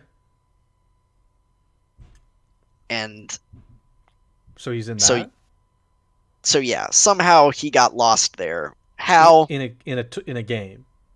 Yeah, in a fictional. They just say it's a fictional world, but it's a game in the game, like it's Inception. It's like a video game within It's the game within the the video. video game. Yeah, it's Inception. It's the game within the game. So yeah, Sora is lost in a fictional world, and not Sora, Riku, Kairi, and the fairy godmother go to the final world, and they find a spirit out there who is from this place, and Riku is able to use the power of waking to follow her heart to her world and reach this fictional world that Sora is lost in. So Riku goes there, tells Kairi to stay behind because she's too shit, and Stay um, behind, you're worthless. Kairi goes back and tells Master Yensid what they found out about things. Decides that she's going to go train with Aqua. Hopefully, the training will be enough this time because the hyperbolic time chamber last time sure wasn't. Um, and Donald and Goofy are gonna go to Twilight Town and the Land of Departure and tell the rest of the gang that they need to stop what they're doing and help out with this current situation. Okay. And Mickey, he sends Mickey off to investigate anything that they can find out about this new world. Here's what's gonna happen in the And next. that's the end. By the way, the next KH game, the main character is Kyrie. The tutorial is gonna be the training with Aqua, and then you're gonna get sent off. The main I character is think gonna be we're I it's gonna be I Kyrie. I, I think it's gonna be okay. Here's my guess for the next KH game. Either we're gonna have a game with Yuzora, and we're gonna play in the fictional world as Yuzora and learn his story. Oh, okay. That would So work too. Yeah. that's an option, or maybe that's part of the game. And the other part of it, or the other game, is you're gonna play as probably mostly Riku, because Riku, as I said, went ahead. Like he went in first. He went by Mm-hmm. himself. So you're gonna play as Riku in this new Yuzora world, the fictional world, which is a city called Quadratum, by the way. Quadrat. Oh God. Um, That's okay. Quadratum. That's a name you and don't want to and say all yeah, the time. and I think you will shift. You'll either play some of Kairi's training, or maybe later in the game you'll shift to playing as Kairi Mm-hmm. and use her Because once she's completed her man, training. that training with Aqua sounds They like a tutorial mission right there. they need okay. I am so tired. I want to like Kairi. I really do. She's like, she's the love interest for Sora. She's like a cute character. I think like they've tried to do her some justice. Like I want to like Kairi so bad, but they just keep shitting on her, and I hate it. Please They stop shitting on Kairi. she's just so bad. But this training with Aqua, that's the tutorial. We're gonna jump into the tutorial. That's the tutorial. It'll probably be multiple characters, and you're gonna play as her. And obviously, I think you will play as Riku too. I think it'll be like multiple characters. You'll play as multiple characters. But yeah, that just sounds. Oh, also the other part of it is apparently the old masters, the masters from the Union Cross Yes, world, yes, who are going to be the villains of the next arc, at least if you're going to believe that chessboard thing that they set up at the end yes. of KH3. Apparently, they're in this world too. They found a way to Of exercise course they did. themselves to this fictional world, Yep, so they're there, and so that's a problem, and we'll need to find them and deal yep. with Of whatever the course, hell is going on with them. of course they did. So that is the end of the story for Melody of Memory and the setup for the next arc. It's so there's one good thing about it, and I think it's that I think it gives, since they're going to a fictional world, I think it and I don't know if this is a good thing or a bad thing because Nomura's No, mind it's Nomura. It's a bad thing. is a mess. It's a bad thing. Um it maybe breaks the constraints a little bit from Disney and kind of allows Nomura to go This do a little bit more of what he wants, which again I'm not sure is a good thing. this is Maybe it's a worse. bad thing No, because this he's is kind of worse. crazy. This is worse. He's gonna make it worse without the Disney lore.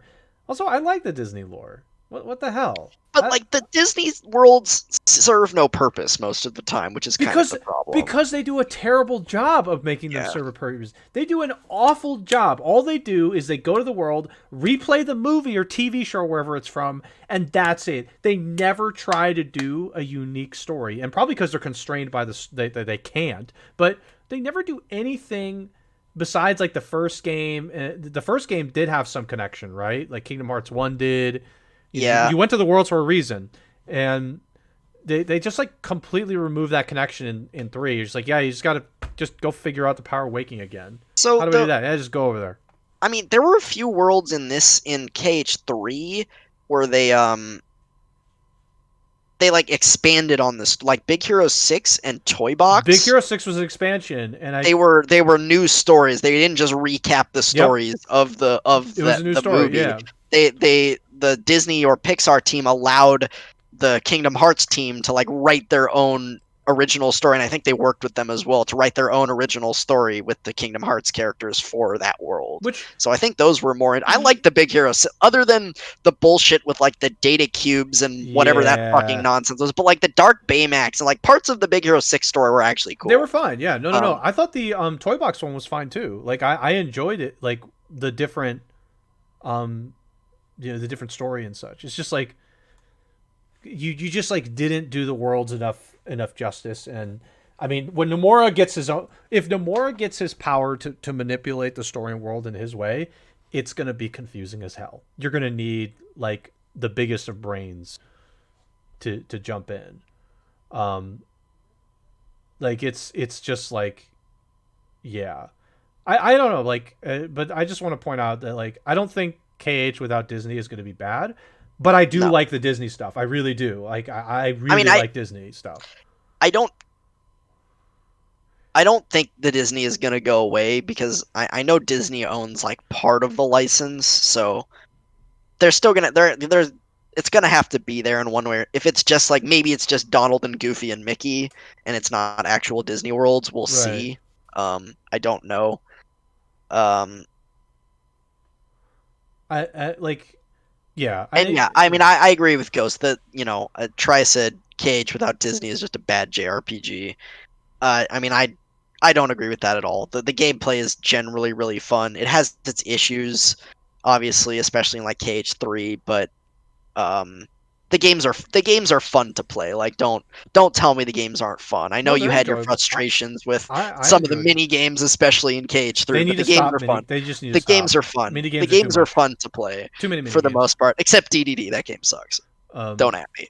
it's I think the mini games are just too much. But hopefully they tone those back.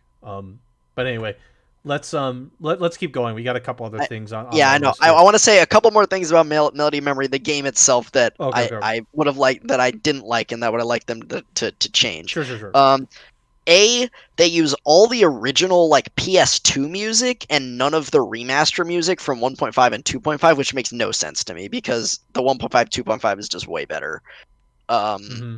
so I don't get that, or at least why there wasn't an option to like toggle it. Um, B, Kingdom Hearts 3 got the shaft. There's like 4 songs from KH3 in the whole game, and it was stupid because the music in KH3 was still great like every other game. Mm-hmm. Every other game you got like the normal battle theme and the normal field theme for the world for every single world basically, Mm-hmm. except for Pirates. Pirates got left out for whatever reason, I don't know. Um and then you have some other, the big boss fight themes and stuff like that. Yep. Um so yeah, despite the copious amount of music in the game, they still left some stuff out, um, which was kind of annoying. Um, and apparently there's a versus mode, but you can't ever choose your opponent. It's only random matching, so you can't like invite your friend and play against your friend instead of random matching with people. And there's a co-op mode, but apparently you can't play it online, which is stupid. What? Oh my So god. Uh. so yeah, like, there's some things in the game where it's just like, what, why? why? Why? Why did you do that? There's just a few decisions with the game where I'm just like, why? Why? Why Why did you can't? why did you do this. Couch co-op during COVID is, yeah, that was an interesting choice. Yeah, I don't know. That doesn't make sense. I nonsensical decisions 101. That's all I have to say. Oh, That's and the one last thing that came Yep. out of Melody of Memory, not the game itself, but I think Nomura or someone, the Kingdom Hearts team released a tweet not long after the game released and said that we are not going to hear anything about Kingdom Hearts next year.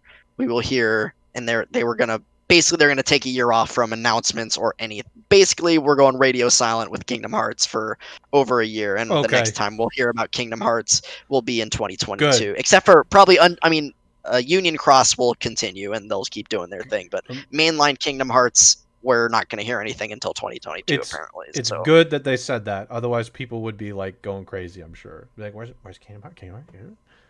I think it's good that they said that. They at least told people don't expect anything. You'll be you'll be disappointed if you expect something. and 2022 is the 20th anniversary of Kingdom Hearts. Oh, there's So gonna be they, something. There's they gonna be have some something. big stuff planned apparently for 2022, but they are going radio silent for next year on Kingdom Okay. Hearts. Gotcha. So Okay. don't expect anything next Yeah, there's year. gonna be something big for the 20 year. I'm sure there's gonna be something big.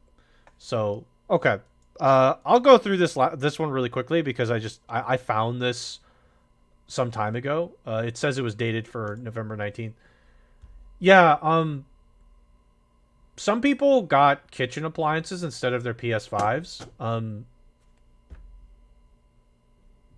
Okay, just it's just like a thing that happened. Like I think the PlayStation 5 has had some issues. I think the consoles in general, the new gens, have had some issues with releasing, partly because of COVID, but also they just like don't have enough supply, which is I think pretty normal for new console releases. But this year in particular feels extra weird in that like people are getting like in this one they're getting kitchen appliances instead of the actual system that they ordered, and apparently it says it's being marked as delivered and such. So people are a bit like they're thinking, okay, somebody's like taking the systems and then obviously repackaging this stuff somewhere probably in the packaging process, as opposed to like some people have been blaming the couriers like taking it. I was like, but I don't think it's the courier. I think it's somebody in the packing department area in the warehouses is messing around. Yeah, that's more likely because they'd have Yeah, to pack something. they'd Because have to pack otherwise, the something, courier would have to like open the box up and then like put something new in which it. That makes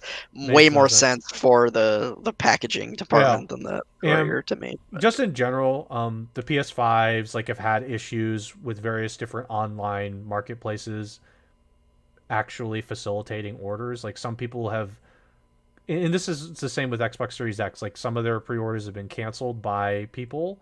They just cancel them and say whoops. Um, Sometimes they feel like they've completed the order to get the PS5 and it just nullifies it for whatever reason. Um, it's just like there have been quite a bit of issues involving the new gen consoles. I am glad that I'm just going to be sitting on my hands and waiting same. for a while, because I can like all the people going crazy for these consoles are just like I'm sure pulling their hair out trying to get them, because right now it seems like it's a pain in the ass. I mean, So though, however, I don't know how they did this, but I saw some stories about there's some scalpers out there who have amassed a couple thousand units of these consoles and are selling them for 1K plus, it's basically yeah, on. that's stupid. That's there. You're if you're that kind of person, you're an asshole. Like Yep, you're an you are an asshole. You're just an asshole. asshole. Um, you're just an asshole. So this kind of thing, like I had some idea that this would happen, but I think it's worse than I expected. So this has just been over the past couple weeks too, since the Yeah, new gen consoles released, and like I said, I'm glad I'm waiting. I yeah. don't I don't really know why people bought the consoles day one. It's not like there was a lot of stuff that came out for either one, Some but people were really excited about Dark Souls, I think, yeah, Demon for Souls PS5. and I guess the Spider-Man game for sure. I don't know why people would get the Xbox Series X right away. I guess if you want to get your upgraded games, that makes sense. Dude, they had to play Godfall. That's true. Godfall. That's right. They Yeah, had to play Godfall. Godfall. They had to play Godfall.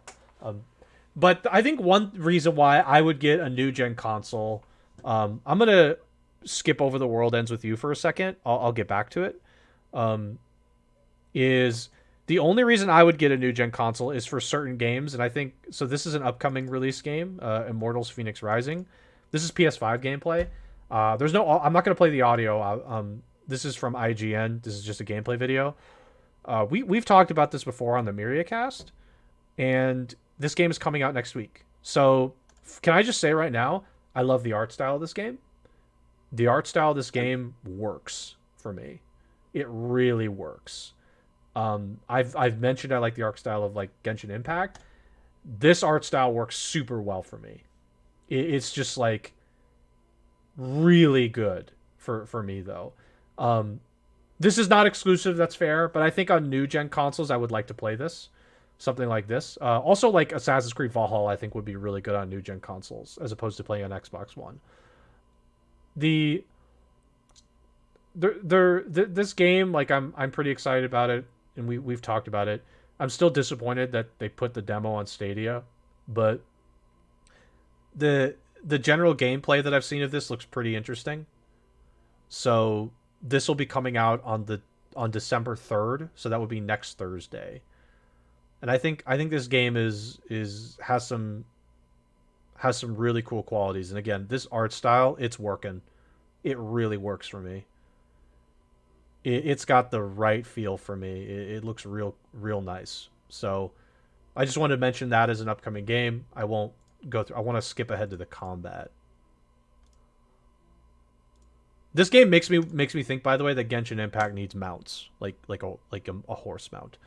Um, Yeah, it should have so here's mounts. just like some combat. You can see like the abilities. I think it's pretty cool. The abilities add a nice layer of entertainment to the combat. You're not just like swiping with your weapon and that's it. I think having the combination of abilities that you could utilize that are flashy, like this one, right? That one looks cool. Just like the spears in the air into an aerial combo. I think that stuff looks really cool. So I'm excited about this one. Any Yeah, thoughts for that? Otherwise, I got World Ends I with You, mean, which I'm turning yeah, that over to you. I know nothing about this series.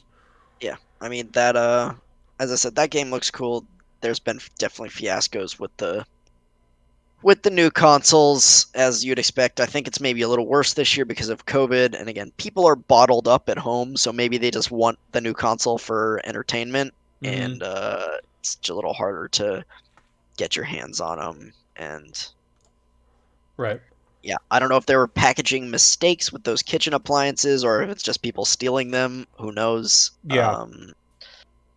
Yeah, we'll see. So Um, okay, talk about this one. I know nothing about it. I'm just gonna play the trailer. There's no audio on the trailer, by the way. yeah, this is Neo: The World Ends with You, which is a assume it's a sequel to the sort of cult classic DS game, The World Ends with You, which came out, God, I don't know, 2008, 9, something like that. It's a pretty old game. They re-released it on Switch 2 or 3 years ago, Mm-hmm. say. And I didn't play the DS version. I played it on Switch. But our good friend Blue Infinity 22 is, I think World Ends with You is like his favorite game of all time. So, as I said, this game is a bit of a cult classic. When I played it on Switch, honestly, I wasn't a huge fan of the combat. They really overdid it as far as like the touch controls went since it was a DS game. I think it might have been an early DS game, so a lot of the combat controls you had to control with the stylus Mm-hmm. DS, and they tried to transition that to Switch, and um, I didn't even play it on the TV. I played it handheld, so I could use the touch controls. But I don't think it 100% works because yeah. So the combat, I didn't hate it, but the combat was not my favorite. The story of this game is was really good. The original World Ends with You. Mm-hmm. That is. Um, and it basically follows. So it takes place in Shibuya, the Japanese city of Shibuya, Mm-hmm. and it follows these characters who are in what are called the Reaper's game, which is basically all the characters are dead, and they can play this Reaper's game, and if they win, they get to come back to life. Okay. Cool. Okay. But they have to kind of face their own regrets and fears and mistakes from their own life, and it's a very like character driven story where you learn more and more about these characters, especially the main character and sort of the main supporting cast as well, about what happened to them in their life, like why they died and why they ended up in this In Reaper's this, game, yeah, and why they're like being given a second sure. chance basically at Oh, life. okay, I have a question now. Why did everybody? Well, Try says this comment. I noticed this. What's this like? Why is there Yeah, a P5 connection here? I'm confused. this was I mean, it's not really a meme, but it's become a meme. But when this trailer came out on Twitter, like Twitter went off, all the P5 fanboys came out like, man, looks like another P5 clone. And like, man, this game took so much inspiration from P5. Like, blah blah blah. Oh, this is just a P5 clone. Or Okay. they since it takes place in Shibuya, and that's a big thing in P5 as well. They're like basically calling the game a P5 clone, or that they took way too much inspiration from P5, even though Shibuya is a real place. Yes. Um, Okay. so, and also, The World Ends with You, the original, again came out in like 2008 or 2009 And it maybe, was which is also in Shibuya. way before And that one Persona was in 5, and Shibuya yeah, as that well. also in Shibuya. Um, yeah, Okay. so basically just people being Papega, basically P5 fanboys being Papega on Twitter was the meme, just saying that this game um Yeah, I like noticed that. stole ideas from P5, or that it looks like P5, when again the original World Ends with You came out 10 years before the original P5 did, and also being set in Shibuya is not a novel idea. It's a real part Right. of Tokyo in And the Japan, art and a lot style in of that game looks the same as this one. Like it looks the exact same. So I'm confused. Like what exactly is being stolen here? yeah, no. Again, it's just P5 fanboys being Pepega. Oh, They okay. just I see. they thought that they saw this trailer and they didn't know anything about the original, so that they were saying on Twitter that this game was a rip off of P5 basically, Okay. which is just false, because again the original came out so far before P5, and Shibuya is a real place in real life that a lot Yeah. of games are based in. Well, there you go. I mean, that's a yep. The the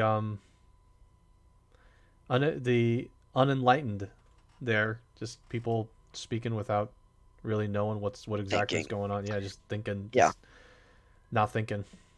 And they're also doing a Worlds Ends with You anime for the original. Okay, So I don't cool. exactly know when that's coming out, but um I mean I might watch it again. The story was by far my favorite part of it. I wasn't super hot on the gameplay. It wasn't bad, but it could be frustrating. Mm-hmm. Also, this game has some banger music. It has the music is very weird. It's very actually, and you commented on it when I visited you for TwitchCon that one year. I played World Ends with You at your house a little bit, and you commented on like, what is that music? Like, well, that is so weird. And Yeah, I yeah, feel yeah. If the, it's the weird, music the music is very weird, but there are some bangers. okay, And there's some not so good tracks too. It's kind of a mixed bag, but I got there's you. some really good music in it too.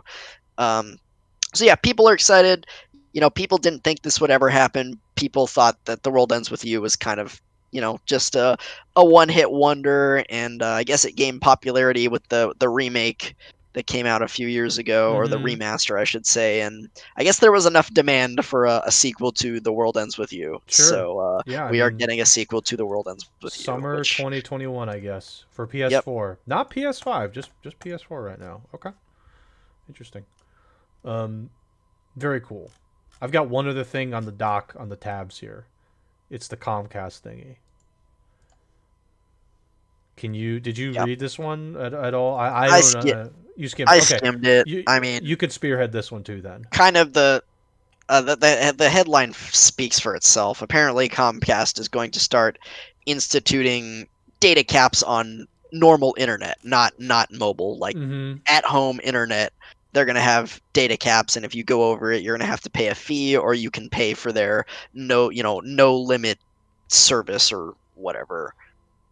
Um, Again, there could be a time and place for this, I guess. I mean, this isn't good. I don't think there's a time or place for this, but right now, when we're all stuck at home under COVID and everyone's using their internet for work and Mm-hmm. entertainment, and we can't go out and go to movies and restaurants and, sports events, et cetera, and everyone's using their internet for entertainment. This is not the fucking time to do this. Like, come on. Yeah. Again, this just feels so out of touch. Everyone is stuck at home and needs their internet, and you're going to impose a A data cap. Yeah. cap. So So, I'm looking at the whatever their spokesperson said. It says 5% of residential customers make up more than 20% of our network usage. 95% of residential customers use less than 1.2 terabytes a month. Medians at 308 gigabytes.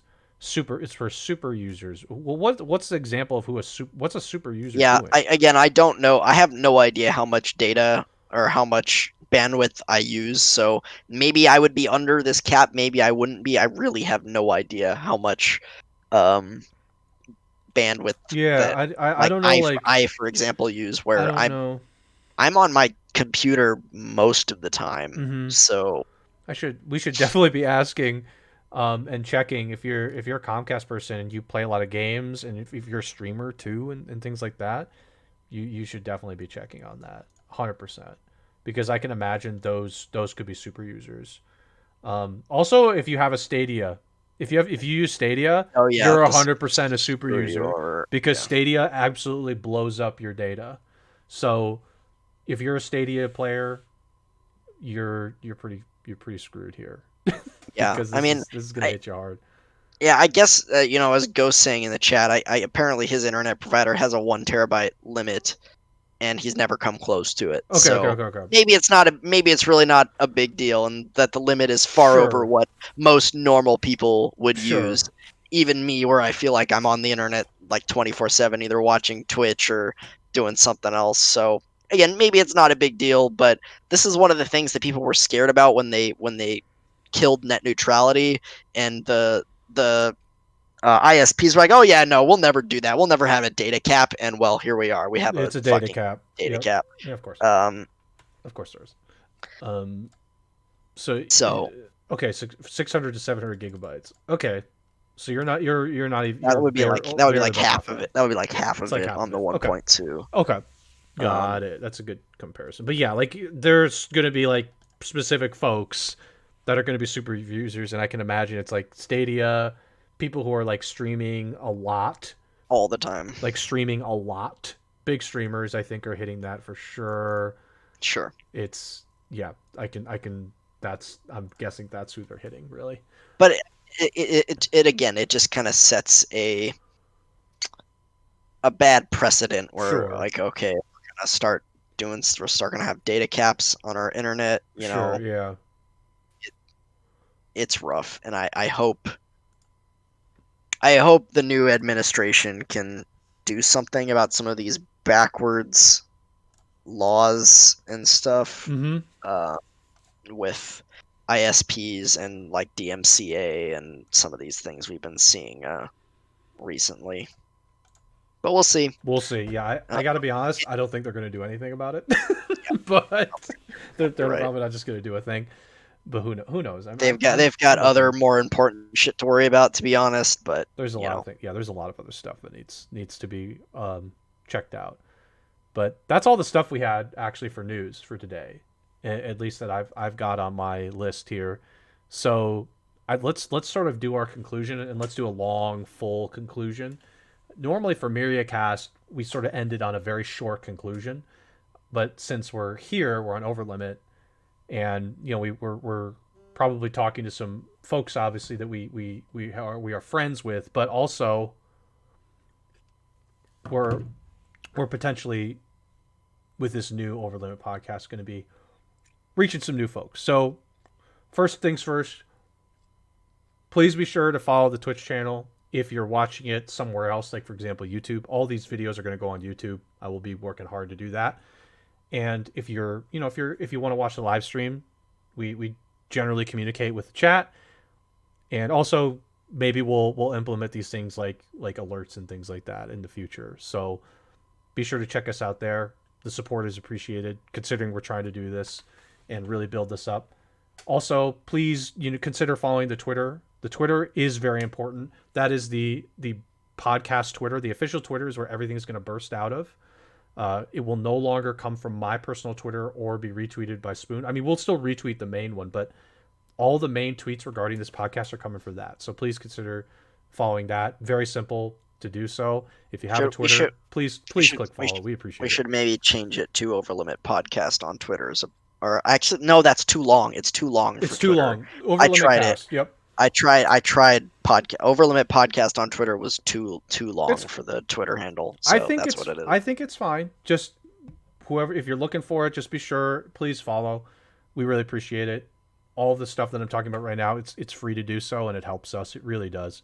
And the YouTube, once that starts going, I'll be promoting that on my Twitter, and the Overlimit Twitter will post that. Please be sure to subscribe to that. Again, it's a free thing to do. We would obviously encourage turning notifications on for YouTube and Twitch, just because it lets you know that the podcast is live. However, as somebody who dealt with this a long time for various different things, you don't have to turn on notifications. I can understand if like you feel like you're getting spammed with them, turn them off. But just be sure to follow all the other stuff. It's free to do. We would appreciate it. We really enjoy doing this, and I just want to again conclude also and say that we're not sure if we're going to do like the thing that we did, which was the Myriadcast plays. We haven't really talked about it too much as something that we were interested in doing. However, there might be a time where we potentially hop on here for those. So actually, one thing that we would appreciate, along with other recommendations or feedback, are games that you think we could play there that you might be interested in checking out. Should we be playing like new games? Should we be playing before we were basically playing Genshin Impact near the end, but should we be playing, what other stuff should we be playing is something to think about. Okay, I heard Destiny 2. um I mean, we could, I suppose, we really could, but Well, Otto would be playing Destiny 2, and I would be sitting here doing something he's just else. been hanging out. I mean, I could, like I said, there's opportunities for us to consider all sorts of stuff. Like again, Destiny 2, it's in the bucket. We'll Yeah, consider it.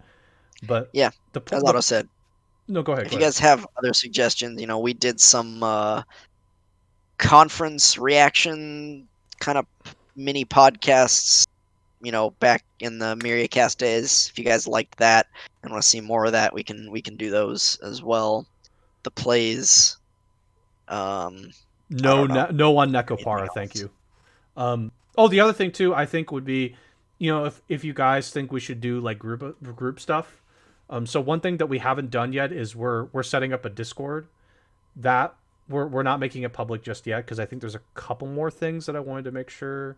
Me personally, I wanted to check up on, but at some point, if we want to do like group stuff, you should let us know, because Yep. group events, group games, and just like that kind of stuff, I think could be interesting. Just hanging out for this kind of thing, for the Overlimit stuff. So we're really open to a lot of stuff, like I said, because of the challenges of getting the particularly with like the overlay with Myriathon before, the challenge of just having to communicate back and forth with the band to try and set it up. It took more time, and it became less of an incentive to do so. But with this, because we have control of it, we can easily go in and, like, again, the example I used was like alerts for follows. That was just one example. I mean, it could be anything involving that kind of stuff. So And once we have the Discord fully up and running, we will probably stop pinging everybody's servers in yep, Discord and just leave it in the it Overlimit server. it'll If just be those in of that one. you Yep.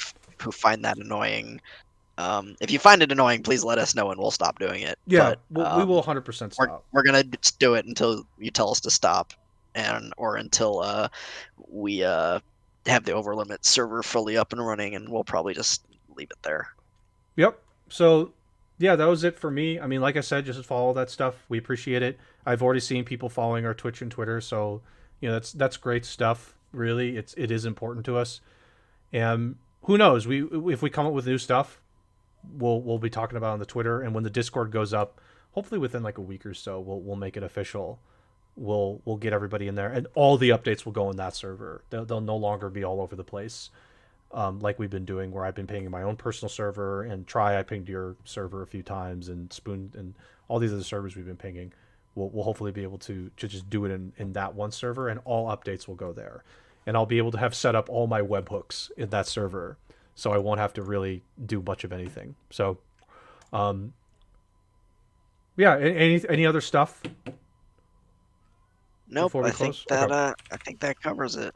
So before, I've never actually I'd never actually done this for Marathon, but I've noticed that somebody who we talk to a lot is streaming. So here's what we're gonna do. Okay, and for whatever reason, my Twitch is like broken. What we're gonna do is we're gonna host somebody. So for the sake of YouTube, this is the end of the podcast. Thanks everybody for watching, and if you're interested, please follow that stuff. Hopefully, we'll see you again in our next video.